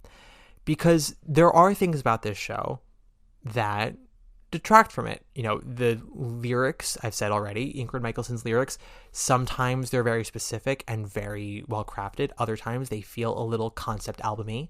The music is always very beautiful. Sometimes it's a little interchangeable, but very well orchestrated, well arranged. It is sung fantastically by this cast. The book is solid. They flip between the ages of the characters very well. They have it structured very well. If I had one major issue with the script, it was how they treat Allie's engagement in between Noah, you know, at the beginning of their courtship, and Noah after he builds the house. One of the things I always enjoyed about the movie was that, you know, when Rachel McAdams thinks that Noah is lost to her and she has to move on with her life, she starts taking up with James Marsden, who is a little canceled right now. But his character is handsome, he's sweet, he's rich, he's kind and considerate. Like, he's not a dud. And it makes her choices all the harder because she does love Noah, but he gives her nothing but trouble. It's always drama with them. Whereas James Marsden, like, it's not so much that it's easy, but like it's grown up. It's smooth sailing, and that shouldn't be a bad thing. People are thinking like, oh, well, if it's easy, then it's not love because you don't have to fight for it. I'm like, or what if, you know, you're two adults who hear each other out anytime there's a disagreement? You don't have to throw dishes out of passion to know that it's love. And with Ryan Gosling and Rachel McAdams, like, that's all it is. And ultimately that's what she chooses, and I guess it ends up working out for them. But in the musical, they make Allie's fiance a total dud. And just to make it, and it just makes it easier for her to choose Noah. And that's sort of the plight of musical theater, I guess, is, you know, these days we want the easier choice. We want it to be simple for us to know who someone's going to choose and not feel bad about it, you know? But that's my biggest gripe with the book. I have other small tinklings here and there, some other minor characters that I think are sort of given a shit no deal. But what makes this show really soar for me is Dorian Harewood and Marianne Plunkett as the older Allie and Noah. They are absolutely the central couple of the trio of Allie and Noahs, because we have, you know, youngest Allie, middle Allie, oldest Allie, youngest Noah, middle Noah, oldest Noah. And we have, you know, John Cardoza and Ryan Vasquez as the other two Noahs, and then Joy Woods and Jordan Tyson, I think, yes, as the other Allies. And they are all charming and sing beautifully, and they have good chemistry, but Marianne and Dorian are the heart of this show. And Marianne in particular is giving my favorite acting performance in a musical this season. She is absolutely my choice right now for that category. It'll probably go to Kelly, which will be the first time a Tony-winning performance has been given to someone in a musical that had closed in 25 years. First time for everything. But Marianne's performance, it is, because her character has Alzheimer's, and you can sense the panic in her, the defensiveness in her, the anger in her when she's a child, when she's a ghost of a woman. And there are times when she just sits there and listens to the story or watches the characters. And as wonderful as the younger actors are, my eyes are always glued to Marianne. You know, she plays such a haunted person so well. And you just want to hug her. You want the world for her. And that's so hard to do when you've got Joy Woods belting her face off. To have your attention go to Marianne, I'm just sitting at the piano bench Plunkett. Like, that is compelling to the nth degree. And then Dorian is a wonderful scene partner for her. And I'm glad that he was recognized as well. You know, this is a solid musical. I think I wanted it to be a little bit better in retrospect. At the time, I was very pleased with it. It did make me cry. And I have it solidly at 11, you know? So, here we go. Moving on. Number 10. New York, is it everything they say? No place that I'd rather be. Where else can you do 500,000 things all at 2:45? When they play that music. Talk about one of the biggest surprises of this season. The Heart of Rock and Roll, the Huey Lewis jukebox musical. I mentioned it already in a previous episode. This show is dumb, dumb, dumb, and fun, fun, fun. I am always a little wary of jukebox musicals. I'm always wary of shows that sell itself on we're just trying to be a good time, because those that are defending themselves as just a good time usually are poorly done. They're poorly written, poorly staged, poorly designed, and they use the goal of fun as an excuse for their sloppiness. And I've said it before, if you're going to be dumb, be smart about it. You know, don't make me do the work. You do the work for me so I can just enjoy the ride. And, you know, if you're going for lightness, if you're going to be a jukebox musical, if you're going to be an original story, keep it interesting, keep surprising me. And there are a lot of times in Heart of Rock and Roll where they keep on surprising you. And it was very fun to see. The highlight, of course, is the Act 2 dream sequence where Mackenzie Kurtz imagines what her life would be if she were to marry Billy Harrigan Ty. It is so funny, so clever. Babies dropping from the sky, a single white female reference. There's also some great stuff with Tamika Lawrence. Tamika and Billy should have been nominated for Tonys. There, I said it. I know who I would absolutely kick out for them, but they'll just have to settle for one of my fake Tony categories at the end of the month. I also think that this should have been nominated for Best Book. This is a stronger book than Water for Elephants. It's a stronger book than Suffs. It's definitely a stronger book than Hell's Kitchen. It's just because it's silly doesn't mean it's not good, especially when we see silliness done poorly rewarded or recognized. I don't appreciate people going, well, its artistic achievement might be wanting, but its artistic merit is, exceptional. I'm like, I don't care what your goal is. If you miss the goal, you're still missing the goal. I might have a little more respect for someone who tried to reach really high or aimed really high and didn't reach it. I might have a little more respect for that person shitting the bed than someone who was like, oh, my goal was to, put my foot out of bed and I missed it by a mile. I'm like, how can you miss that? There's your foot. There's the floor. You're on the bed. Do it. But if you aim low and hit it dead on, I'm still going to say you hit it dead on. And that's what Hard of Rock and Roll does. I wonder how it has fared since I saw it, because I saw it a couple of days before they froze the show. And even though they were never going to do the major changes I want, like, cutting the intermission, cutting 3 songs from Act 2, trimming some more book scenes to make it like a tight 100 minutes, that was never going to happen. There were still things they could have tightened scene-wise. They could have done 2 different transitions with dialogue that I would have liked to help with story continuity. But this is a fun cast doing a good job. Very well done arrangements.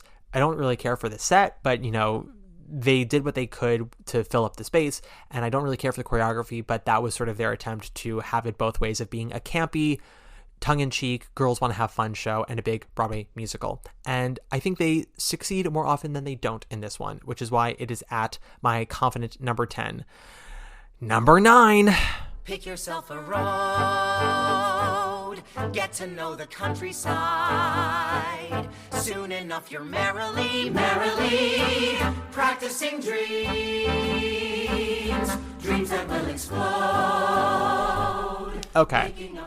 Some of you might be a little annoyed that I have Merrily We Roll Along at number 9 and not in the top 5. Hear me out. I love the score for Merrily We Roll Along. I always have. I think that music is brilliant. Those lyrics are incredible. There are some songs that make me cry every time. Watching Bernadette Peters sing Not a Day Goes By in concert makes me cry every time. I have a very deep relationship to the song Our Time. Take a shot, everybody. It's related to Stage Door Manor. Stage Door Manor has a traditional cabaret every summer. So it means Stage Door has 3 sessions. Each session is 3 weeks. And every 3 weeks, it's a new turnaround of shows. What is consistent is what is called the Our Time Cabaret. And it is billed essentially as a masterclass of musical theater. And the 2 things about Our Time Cabaret that I love are, 1, it has an opening number that was arranged by Janine Tesori. Before she was Broadway's Janine Tesori, she was a counselor and music director at Stage Door Manor, and she arranged this opening. But the finale of the Our Time Cabaret is, you guessed it, Our Time from Merrily We Roll Along. And the thing about nostalgia with memories, when it's the good memory you're thinking of, a happy, safe, warm memory, when you can tie that into some kind of art, a movie, a painting, a song, that item will always have a bit of significance for you that something else won't, even if something is maybe objectively better or more well known. And it can mean something powerful to a lot of other people, but the song Our Time has a very special meaning to me, as it does to anybody who was in the Our Time Cabaret and liked their time in the Our Time Cabaret, I should say, because not everyone liked their times at Stage Door. Not everyone liked their times being in the Our Time Cabaret. All that said, Our Time and Not a Day Goes By don't make me cry when I see Merrily We Roll Along. And I've seen Merrily We Roll Along 4 times now. I saw a production in college. I saw a production, I want to say like 2015, 2016. And then I saw this revival twice. I saw it in February, and everyone was in except for Lindsay. It was Jamila, her understudy, who went on, who was fantastic. And then I really wanted to see Lindsay before the Tonys. And about a month ago, I think I talked about this on the pod. Yeah, about a month ago, TDF had tickets up because Daniel Radcliffe was going to be out for those 2 days. It was already a scheduled absence. He was going to be out for the Wednesday matinee and evening. And I was like, well, I don't want to be cynical about this, but I doubt Lindsay's going to call out if Daniel will be out. So I'll go to the matinee. And I did. And he was out and she was in. So I've seen everyone now in the show. And what this production does well is the camaraderie of Frank, Mary, and Charlie. You understand why they're together, why they put up with each other and all of their bullshit for so long, what breaks them, all of that. The show also does a pretty good job of the time travel, going backwards. The show does not solve the continuity errors of the script. It does not solve the Gussie problem, where with each incarnation of the material, Gussie gets more and more into a cartoon. And I don't think that the show necessarily solves the Beth problem either. Beth is a character who her entrance is to sing Not a Day Goes By. We've never met her before. We've only heard about her in passing, and she has to come on and deliver 10 years worth of history and 10 years of heartbreak in 3 minutes. And it's no fault of Katie Rose Clark that she doesn't do it. I've never seen anyone be able to do it. That song is heartbreaking out of context. It's more heartbreaking in Act 2 when we realize that it's their vows and we watch Beth sing it along with them from afar because she loves Frank. But the show doesn't solve any of that for me. The show also, has some very odd directing choices, I found. Some staging moments that I didn't understand. It's very big on bits, and some of them work really well, some of them don't. I think that Merrily also has a very simplistic and almost high school level view of success and compromise, and that is fine. I don't need a biting indictment of the art industry and the entertainment industry for this show. I can get that from other pieces, and believe me, there are other pieces. I don't think the show necessarily is all that cathartic. Maybe for some people, it never is for me. I'm more appreciative of the ambition of the show, and I love the score out of context. That is sort of where I'm at with Merrily. We have Jay Groff as Frank, who is very charming and very suave, and I think makes that role work better than most. I wish that there was a little more, not masculinity, but like more of a Lothario element to his Frank. Is that the right word I'm trying to think of? I don't find that Groff has much chemistry with his romantic partners in the show. I honestly think that the person he has the most chemistry with is Daniel Radcliffe. Like their friendship and the intimacy that they have with each other is just like off the charts. And I didn't realize how solid Daniel was until I saw his understudy. Not that his understudy was bad, but I was watching how the show worked without Daniel, and it does work. But with Daniel, there is an element that spicens it up a bit. And yeah, I think that this is a very strong revival of a troubled show that will never work. I think that its greatness has been a little exaggerated, but because to talk about this revival that they like fixed it implies that you can do this production with other actors and it will totally work, and I don't think that's true. I think that there are enough bumps in this revival for me to keep it out of the top 10 revivals, not only of all time, but probably of this century. But I think this is a strong revival. I do. And I encourage people to see it, because I don't know if we're going to see Merrily on Broadway again. Certainly not with this degree of scale. So yeah, I encourage people to see it. I will also say Rich and Happy is a better song than That Frank, and I make no apologies for that. So bye. All right, next up, number 8. About a path that leads you out beyond these city walls. I've got great expectations. Great expectations. The Outsiders. I don't know much more what I can say about this show that I haven't said in my previous episode, other than, I was very surprised how much I enjoyed this one. It still has its bumps. The lyrics are not great. The opening number is fine. There's a bit too much use of narration, although not nearly as bad as Hell's Kitchen or Harmony, believe me. But the theatricality that this show has, more so than Water for Elephants, which, again, as I said, uses its flair to cover up a lot of the weaknesses of the material, I think The Outsiders is a stronger musical than Water for Elephants by far. And I also think that the heat of its theatrical flair brings it up another 10 degrees. This is not the best musical of the last couple of years. This is still like number 2 in musicals for me of this season, or, eligible musicals. But it is really exciting. A lot of it is. The Rumble in particular is so phenomenally done. And if I didn't cry at the end, that's not, a dig at them. I cried at the Notebook sort of against my will. I didn't mean to. It just sort of happened. That's like, it's a compulsive response. You shouldn't measure something by how much you cried or how much you laughed or how much you applauded. It's just what's working for you in the moment. And a lot of The Outsiders worked for me. It took about 5-ish minutes to warm up, but truly it was after the opening number that I started to really get into it. And it maybe doesn't have the dramatic motor of other musicals that I would personally like, but it's almost never boring, and when it works, it fucking soars. So there we go. Number 8, The Outsiders. Okay, number 7, Pearly Victorious.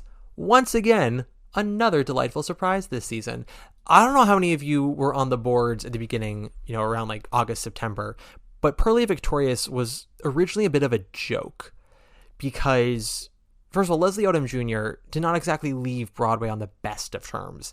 He was famously a giant dick when he left Hamilton. He went off to Hollywood, got an Oscar nomination for One Night in Miami, did a lot of voice-over work, Central Park and Murder on the Orient Express. Like, basically took that Tony win and that Hamilton clout and, like, ran off to Hollywood as fast as he could and, like, booked as many things as he could, not knowing how long it was going to last him.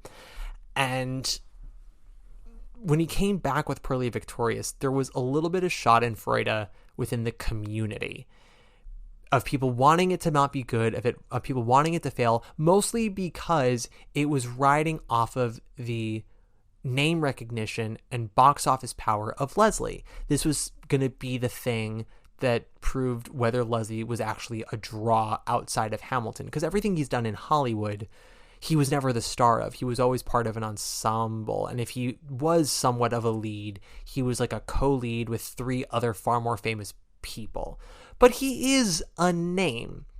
And with Broadway, it's something like Pearly Victorious, it's 1,000 people a night. And if you have 1 million people who know who you are, and 500,000 people are maybe willing to pay tickets to see you in something, that could possibly sell out a 130 performance run at a 1,000-seat theater. And the short answer is that it did not do that. It did not become an instant sellout, but what it did become was one of the best reviewed shows of the year, and rightfully so. This is a revival of a play from the 60s that was, like a minor hit and then turned into a musical in 1970, simply called Pearly, and was a bigger hit there. Most people just know it as the musical now. That was another dig against this revival, where people going, well, why aren't they just doing the musical, especially if it's Leslie? And it ended up being surprisingly delightful. this play I think is very well written for what is a farce of a very tricky subject matter, which is, it's plantation humor, but from the perspective of a Black writer. And it covers characters who are doing the wrong thing for the right reasons, and bumbling racist white slave owners, or I guess former slave owners, I should say. It's post-slavery.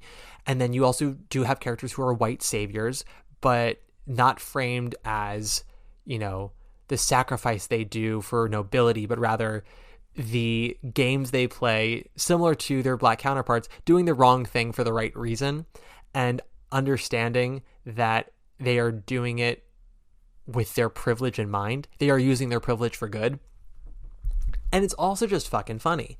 And Leslie was very commanding on stage. Carrie Young, which is the Mel Moore role in the musical version, so fantastic, having a whole scene where she is trying to put one over on J.O. Sanders and selling it. It's a very hammy performance, except for the last third where she has to be a little more vulnerable because she's nervous for the fate of her and Pearlie. But for most of the show, it's more of a comedic performance, and she is very, very funny in the role. If I had one complaint, two complaints, I guess. The set design, it was sort of fine. It has a beautiful reveal where everything pulls out and we realize we're now in a church, and that was really fantastic. But my other only real complaint is that Kenny Leon is a director. He's really good at casting good actors for the right roles and then sort of letting them find their footing and honing that. But he's not necessarily a visionary or inventive director. And Pearlie Victorious is a romp. It's a farce. And Kenny's not really a director who can do slapstick. You need someone who can choreograph these misunderstandings and these almost fights and these near fights. And he can't really do that. And there were a couple of moments in Pearlie Victorious where that was needed, and he didn't do a great job with them. But that didn't take away from the rest of the show. This was still very much a pleasing night. So we're happy to have that. So that was number 7 with Pearlie Victorious. Number 6.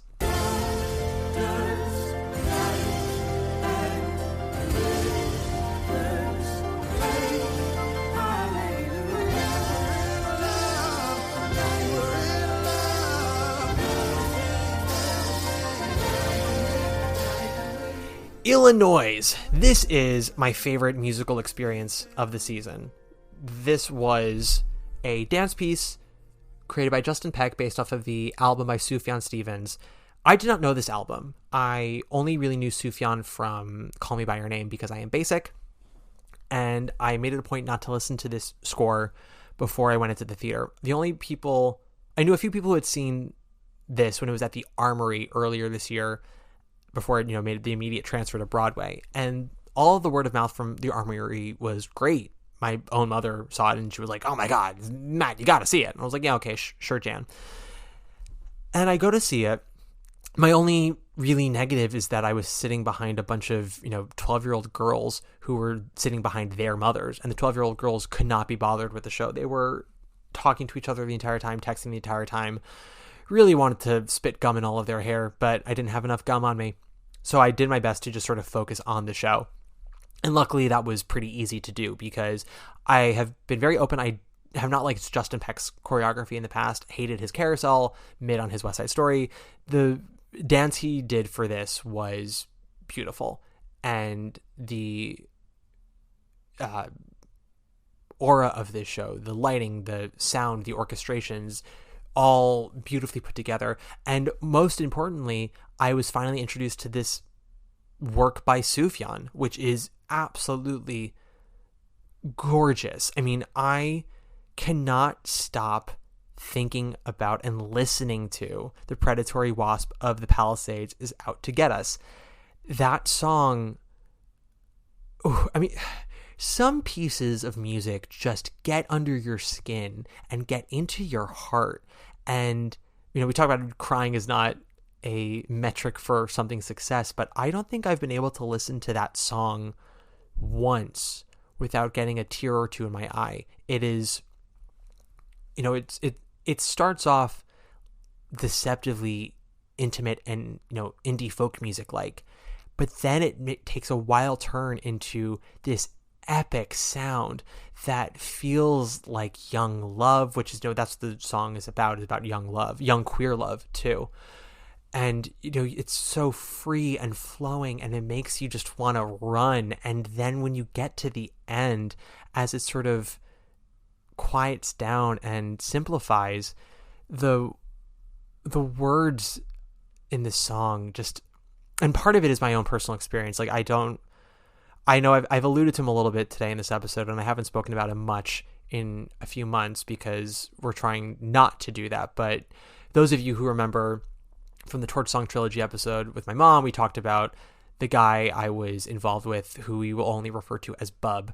And he's been alluded to in a few episodes of Problematic. He was alluded to in Carousel. He was alluded to in Promises. I think he was alluded to in maybe even Downstate. I don't know, something, either Downstate or The Prom, one of the two. And, there's a lyric that Sufjan has about, because the whole song is being in love with his best friend, he and his best friend being in love with each other. That is one of the recurring lines in the middle of the song, is we were in love. And we get to the coda, and we only get little pieces of what happened after that, because the whole point of the predatory wasp is it's both a physical wasp, but it's also a reminder of, the obstacles in the way of their love. And I don't know much about Sufjan's life. I did a little bit of reading afterwards, but a lot of people have described the predatory wasp as sort of a symbol of the church, because Sufjan was raised Christian and raised in, I believe the Midwest. And to be growing up in, I guess, the 70s, 80s, and exploring your sexuality with the person who matters the most to you, and realizing that it's not just a phase, you have a deep connection and a love for each other, but the society in which you're being raised in is hovering over you and squandering that joy. And if you're lucky, you both make it out alive. More likely, one of you is going to succumb to the pressure and conform to what you know. From what we gather from Sufjan made it out. He still has a tricky relationship with God, but he's living his authentic life. But his friend is nowhere to be seen. He's got the lyric, my friend is gone, he ran away, I can tell you, I love him each day. Though we have sparred, wrestled, and raged, I can tell you, I love him each day. And when I tell you, I sent this song to my friend Josh, who I met because of Bub, and he has a very complicated relationship with Bub as well.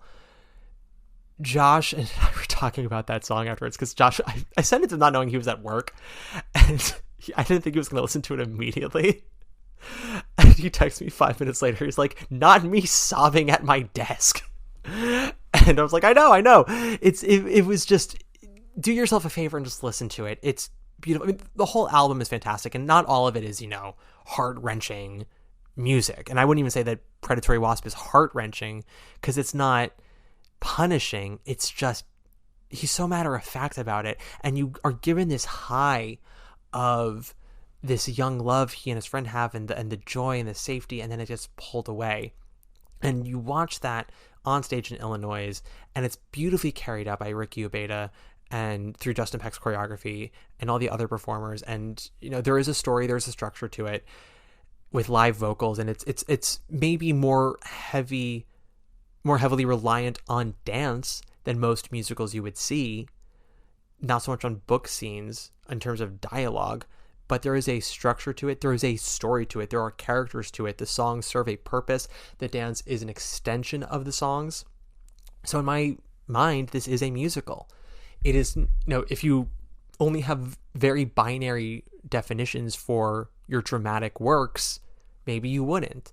I don't have that kind of feelings about shows. If something uses music for the majority of its time, not like a play with music where there are songs interspersed, I'm talking about an overwhelmingly musical story. That is a musical to me. In the same way Les Mis is a musical to me. In the same way that Ain't Misbehavin' is a musical to me. I don't need it to be dialogue song. If you are using music and dance as your primary forms of storytelling, you are a musical.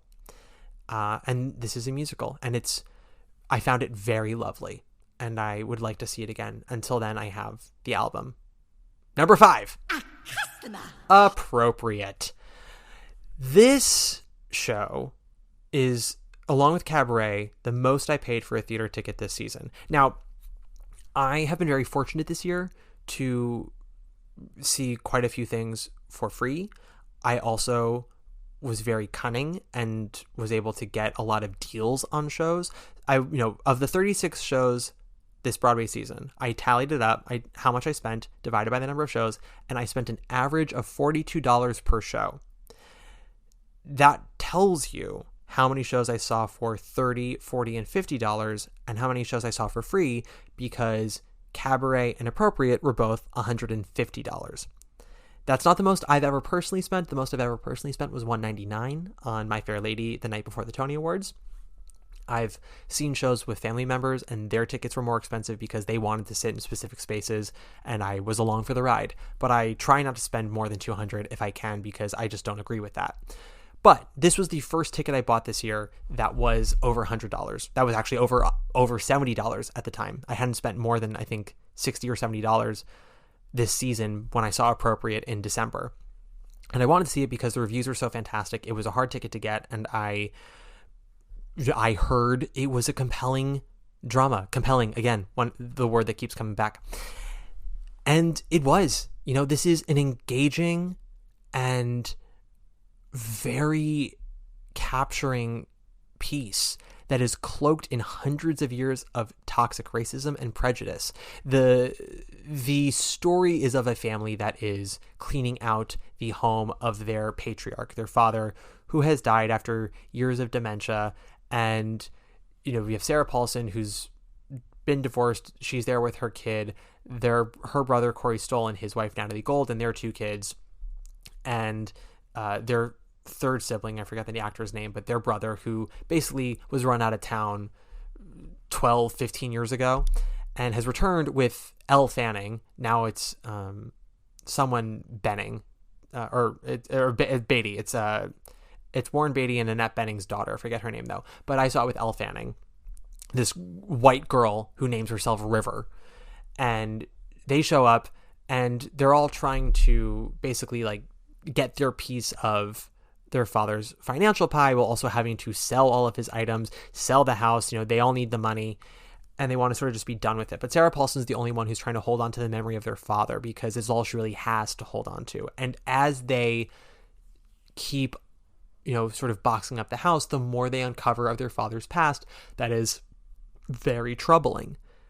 And I don't want to give too much away, but the signs keep pointing towards his racism, his prejudice of, the evil roots in his life that they keep denying, even when there is evidence staring them straight in the face. And they all have their reasons for it. When it becomes clear that selling some of the more damning stuff would be financially important for them, Corey Stoll sort of changes his tune about their father. And Sarah Paulson never wants to believe ill of her father at all because she has good memories of him and her life has kind of gone to shit now.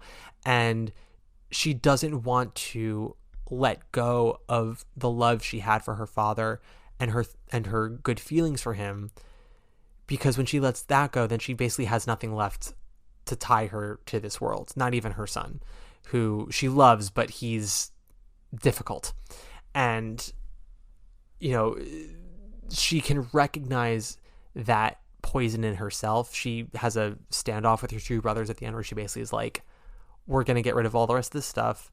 We're going to, let this house die. And you and I are never going to see each other again because you bring out the worst in me and I don't want to be that person. And there is a finale to this play with no words whatsoever, just lighting and scenic cues that is so impressive. It is such a coup de théâtre that I was flabbergasted. All of the play mostly is just a family drama that is, speaking on a larger issue. But ultimately, what you are watching is a bunch of family members fighting. And then the metaphor of the house and what it represents for them and their family history is played out in the last 5 minutes of the show in a way you didn't expect it to. And it is stunning. It's just good theater. It was just good theater, and I loved it. We are now in the part of the list, I would say, 7 onwards, Pearly Victorious onwards. We are in the loved it category. We went from really liking it to loving it. Next up. So this was number 5. Next up, number 4. We got Mary Jane. Mary Jane, starring Rachel McAdams at Manhattan Theatre Club. Some of you might have listened to my interview with Susan Porfar, who is in the cast of Mary Jane by Amy Herzog. And we spoke a bit about the story and her character and what I loved about it and what they all do with this show. This is a very heartbreaking piece. It is not punishing. Nobody in this, makes it difficult to watch. It is Rachel McAdams playing the title role of a single mother with a child with a debilitating illness. I believe they say it at one point in a very hurried 911 call, and I didn't catch it, so I apologize, but it's not listed anywhere in any reviews or information on the show, so I don't think Herzog necessarily wants us to get the full scale of what is going on with Rachel's child.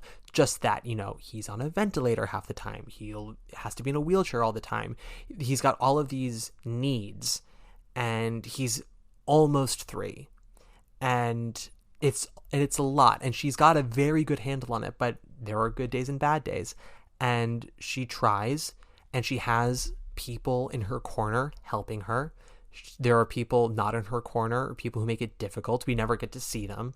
All of the troubles are off stage. They are discussed, and we see their impact on her on stage, but we don't see them.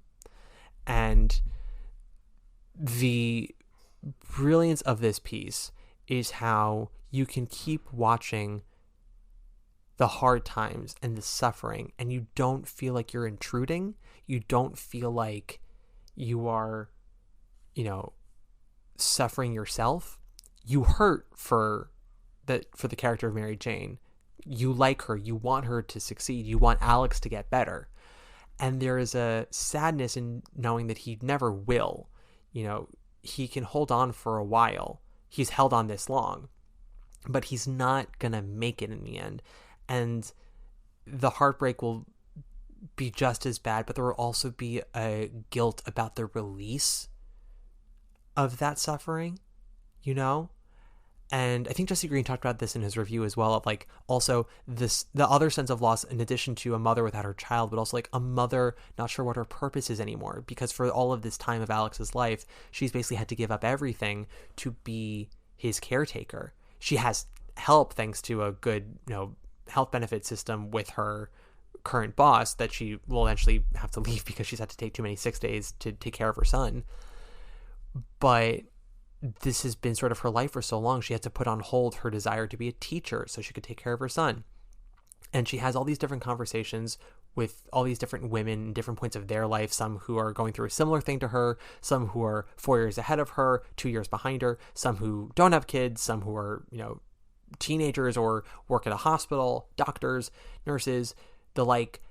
And it's all just very organic, intimate conversations. Some may be a little more heavy-handed than others, but never in a way that makes you feel like you're being force-fed it. It all feels appropriate. And there's a wonderful scenic reveal that I won't spoil at the moment. There's a lot of humor to the show. What Rachel McAdams does, and I know I talked about this with Susan, but I want to say it now because I've read some people talk about her performance, even the ones that like her, and they're not understanding what she does at the beginning. Because everyone goes, I've read a few things where people went, Rachel starts a little rough, but she finds her footing about half an hour into the show. And I thought at first, too, that in the first scene that she was a little much and she wasn't maybe comfortable on stage. But as the show continued, her performance morphed, and it wasn't that she was getting more comfortable with the play. It was a specific take she had on the character of Mary Jane. Because the thing about Mary Jane is she is an apologizer. She is glass half full. She has always look on the bright side of life. Because she's had her depressive spells. She's had her hard times, but she's gotten this far and it's worked out. And she knows what an imposition Alex is on so many other people because he's got all these things tied up to him. He's expensive. He's loud. There's so much about him that people don't understand or people can't handle. And she gets that. And she apologizes so that way she can, be allowed to be in other people's spaces, despite the fact that this is the world and we should all be allowed in everyone's space. I mean, not like private spaces, but you know what I mean? Like any public space, anyone should be allowed. And eventually that facade starts to wear off, and we see as Alex has a very bad spell that takes him to the hospital, Mary Jane really kind of starts to feel like she's crumbling, and she feels like no one's helping her. And she just feels so alone as everything's sort of going to pot. And you see a little bit of that darkness, the bad day, if you will. And you realize that in the first scene, and somewhat in the second scene as well, Mary Jane is performing, not Rachel McAdams. She's being overly friendly and overly bouncy and making dumb small talk with the super of her building. And Brenda, as the super, obviously she's perfectly at ease, she's comfortable, and her natural responses to Rachel are what make the scene work, because Rachel is going so hard and Brenda is just not caring, that you're aware of the juxtaposition of their energies. And it's a performance she's doing. Mary Jane is always on when there are other people around because she has to apologize for her situation. She has to make people feel comfortable in her home, comfortable with Alex. And, it's such an interesting and honestly brave decision, because you risk alienating the audience or making them feel, oh no, she's not comfortable in this medium. And as the show continues, you see more of the real Mary Jane. Not that, her friendliness isn't real, but the more people she's around who she knows, the more comfortable she is. And then when she gets tired and you see actually how underneath that sunniness is a darkness, it's just a wonderful turnabout, because then the final moments of the show are hopeful with a major pang of sadness, but they are hopeful. And it's sort of like a blending finally of the two faces she's been putting up for the whole show. And it's a masterful performance, and I loved it, and I loved her, and I loved everything about it. Go see it if you can. It is stunning. Number 3, Jaja's African hair braiding. Again, this might have been the number one surprise of the season for me, more so than Pearly Victorious, more so than The Outsiders or Heart of Rock and Roll. Jaja's African hair braiding is, it's 90 minutes. This was at Manhattan Theater Club. It was the first show of the season. I'm going to butcher her name. It's Jocelyn Bio. She wrote, she's the playwright. Sorry. She's the playwright of Jaja's African hair braiding. And it is basically 24 hours of this hair salon in Harlem. And it is just day in the life, it's like kind of Steel Magnolias meets Steel Magnolias meets Harlem.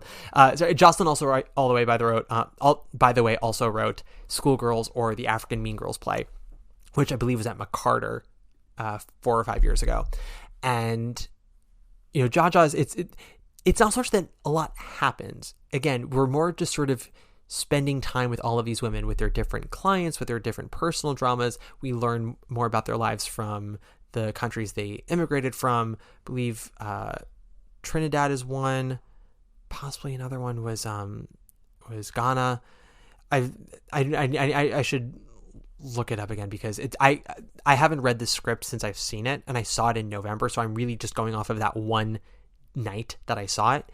But this was a brilliant ensemble of women who were fully formed characters working off each other in a magnificent way. This show was funny. It was light. It was, you wanted to spend as much time with these characters as possible. Everything they said and did, you were on the edge of your seat, not because it was tense, not because it was dramatic, but because you were just so happy to be there. And there is a dramatic turn in the final act. Jaja, the title role, it's her hair salon and her daughter's running it while she's saving up to go to school. And Jaja's not there because she's getting ready for her wedding for a man that she met 6-9 months earlier. And she shows up in her wedding dress to get ready to go to the courthouse, and they have a lovely little party, and she heads off. And then about 20 minutes later, her daughter is informed that Jaja was actually captured at the courthouse because the man, I think his name is Steven, that she was going to marry, turns out worked for ICU. And Jaja was an illegal immigrant, as are many of the women in the hair salon. And as the play comes to an end, her daughter, is rightfully freaking out. And one of the women in the hair salon tells her, like, no, we're gonna fight this. It's gonna take all of you and it's gonna take all of me, but you're not alone, and we're gonna make this happen. And I've known a lot of people who said that the final 10 minutes of the show feels like a different play. And I get that. I kind of feel the same way myself. It's not a bad new play that we've leaned into. It's just a bit of a heel turn from everything we've gotten.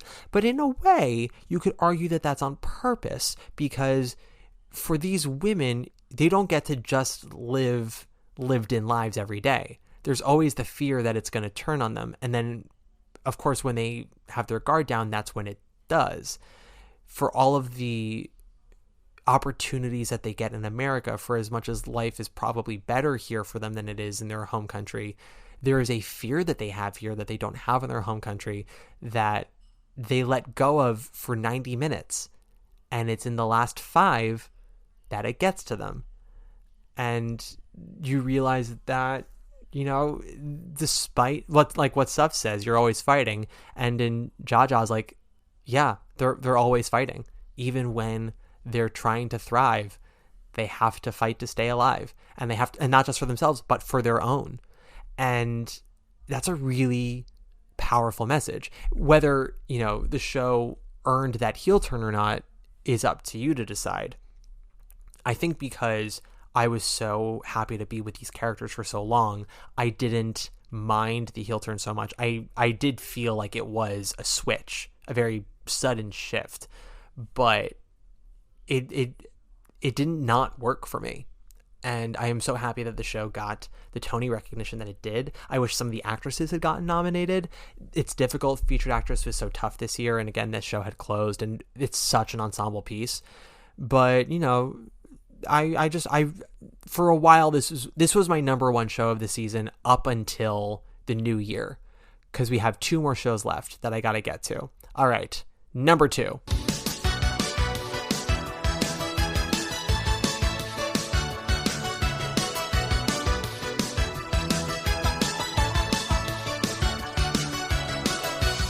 An Enemy of the People, translated by Amy Herzog, directed by Sam Gold, starring he of the method acting, Jeremy Strong. This is adapted from Ibsen, and I gotta tell you guys, I did not know what I was gonna think of this thing, because, as we learned with Uncle Vanya, not every translation from an award-winning writer is gonna work out. But when I tell you that this thing fucks, oh boy, I've now seen this show twice.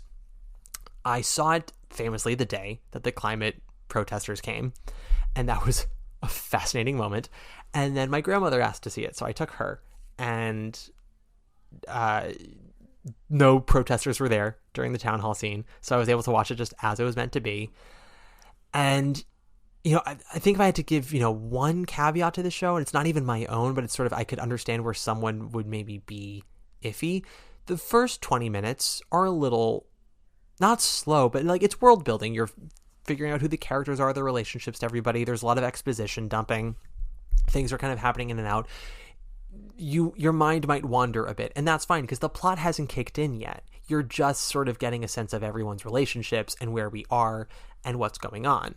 The intricacies of everything maybe won't sink in with you. They'll sort of fly right past you. But the moment Jeremy Strong's character gets the letter about the water for the town baths, because the town that they live in has just opened up these giant baths and spa and like hotel that's going to be a huge moneymaker for them, because this town has been struggling and now they finally got something that's going to really sell.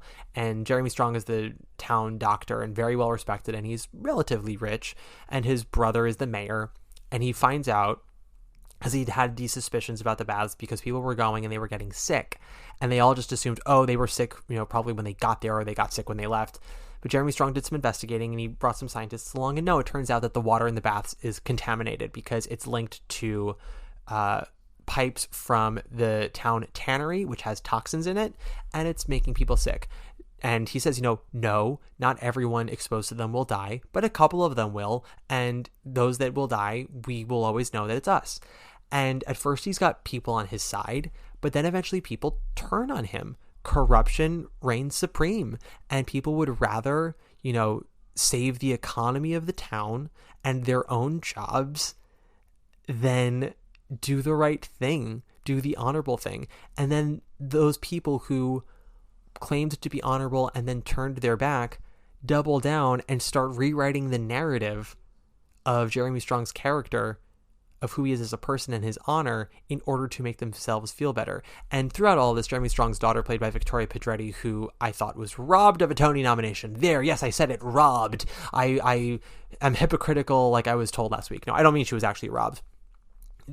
She was not nominated, and there was a nomination this year that I could easily have seen gone to her instead. And I was disappointed that it didn't.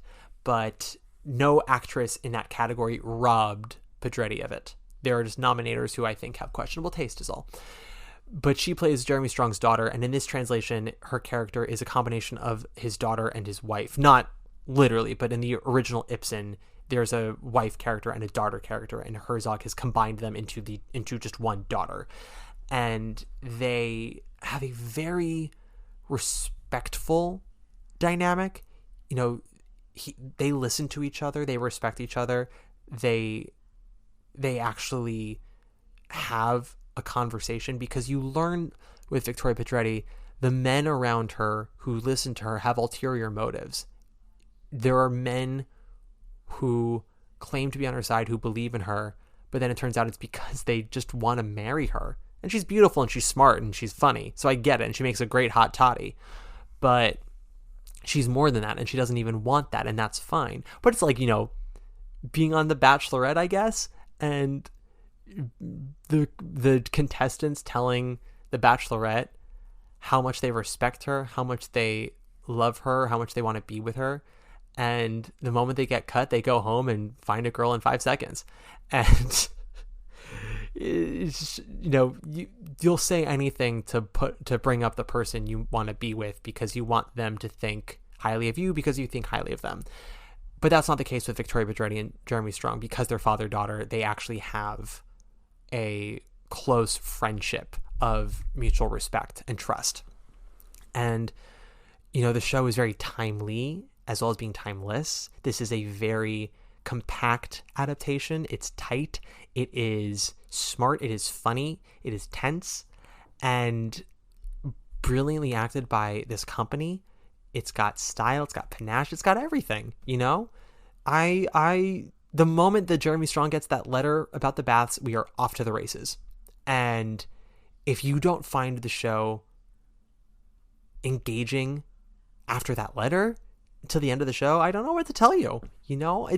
Sam Gold is very hit and miss. For every Fun Home, there's a King Lear with Glenda Jackson. For every Doll's House Part 2, there's Glass Menagerie with Sally Field. This is a wonderful return to form for him. I adored this piece. I was disappointed he wasn't nominated for director. Again, one or two that I could have replaced him with, but I'm glad this revival was respected as much as it was by the Tonys, by the New York Times, and is doing as well as it does. You don't need a climate protester to make it an interesting night of theater at An Enemy of the People. And my grandmother loved it, and she's 100, so there you go. All right, last one, baby. Number 1.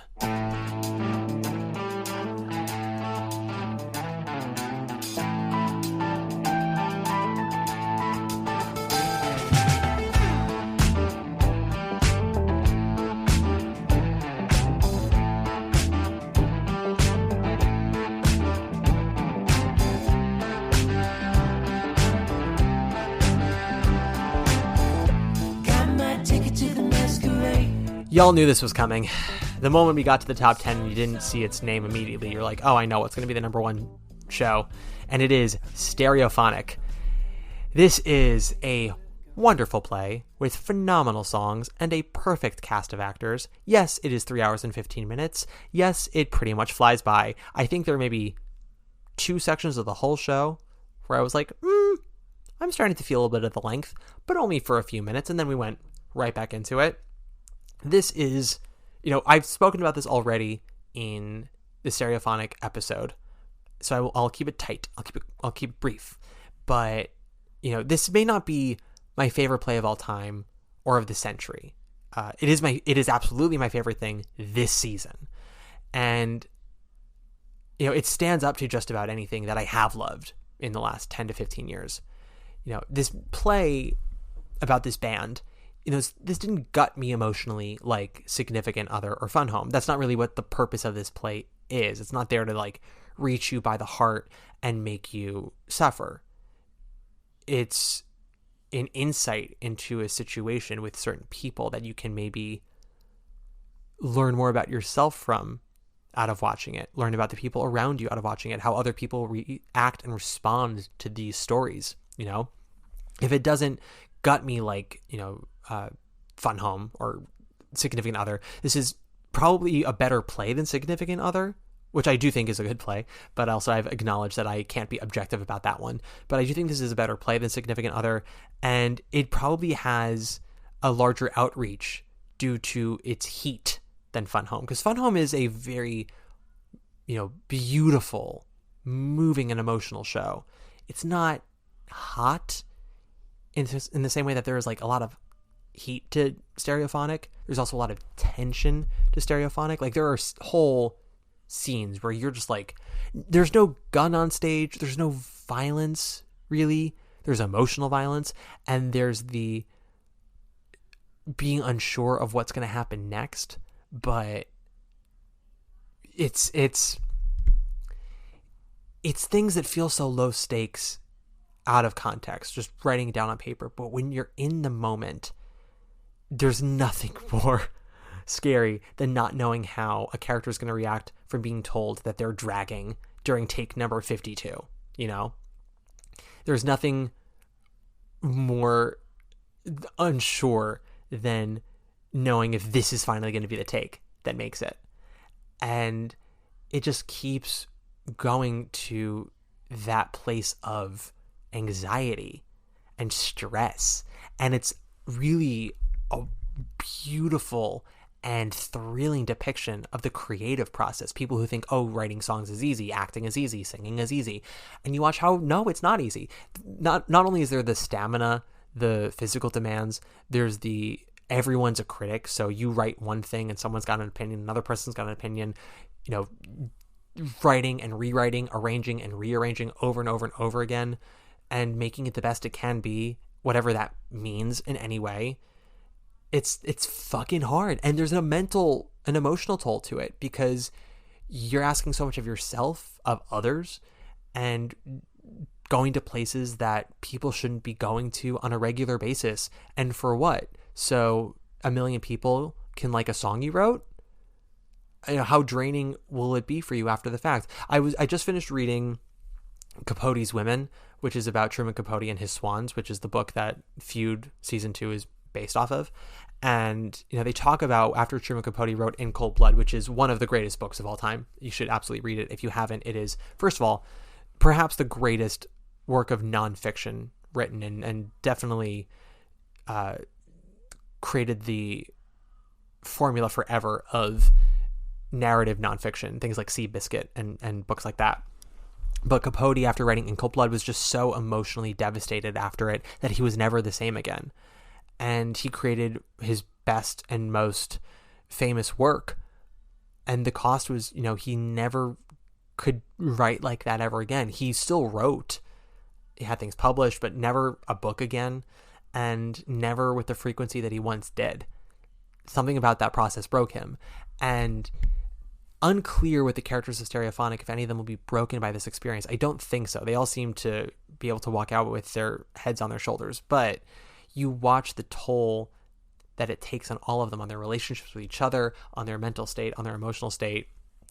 And when it's all over, they've got an album, but, where are they all at personally? That's the question.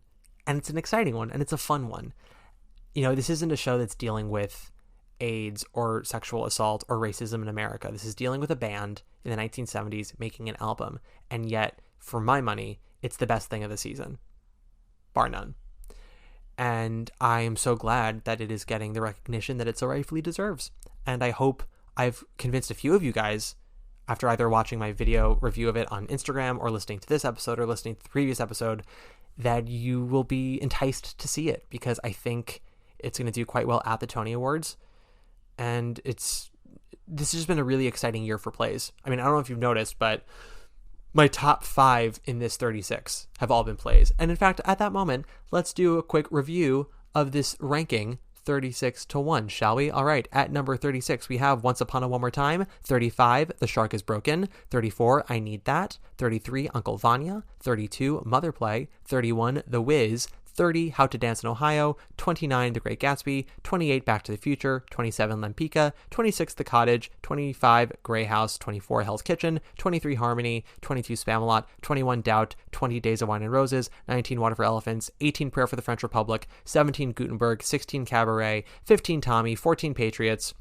13, Stuffs. 12, Here Lies Love. 11, The Notebook. 10, The Heart of Rock and Roll. 9, Merrily We Roll Along. 8, The Outsiders. 7, Pearly Victorious. 6, Illinois. 5, Appropriate. 4, Mary Jane. 3, Jaja's African Hair Braiding. 2, An Enemy of the People. And 1, Stereophonic. And that is all she wrote. And we are done. As I'm looking at my recording, it is 3 hours and 59 minutes and 45 seconds. I'm sure it's longer than that with the ads and with my little musical interludes. If you like this podcast, guys, please give us a nice 5-star rating or review. Write some more of those beautiful reviews if you can. If not, a simple 5-star rating will do. At 205, we are getting so close to 215, and we still got another 3 weeks to go. So a lot of you guys are going to be showing me up and making me post that Life of the Party video on Instagram. And that's it for now. Join us back next week for a special Tony episode. And let's see, who should we have play us out today? I wonder. No one from this season, I think. No. You know what I'm going to do? In honor of a score that I love that I don't think was given its proper due, I would like to close out with The Wiz, with Miss Stephanie Mills from The Wiz. That's who's going to close us out today. All right. Thank you so much. Thank you so much for listening, guys, and we'll see you next week. And this is officially the longest episode of Broadway Breakdown. I don't think it'll ever get longer than this, and I apologize. I hope this lasts you all month long. Take it away, Stephanie. Bye!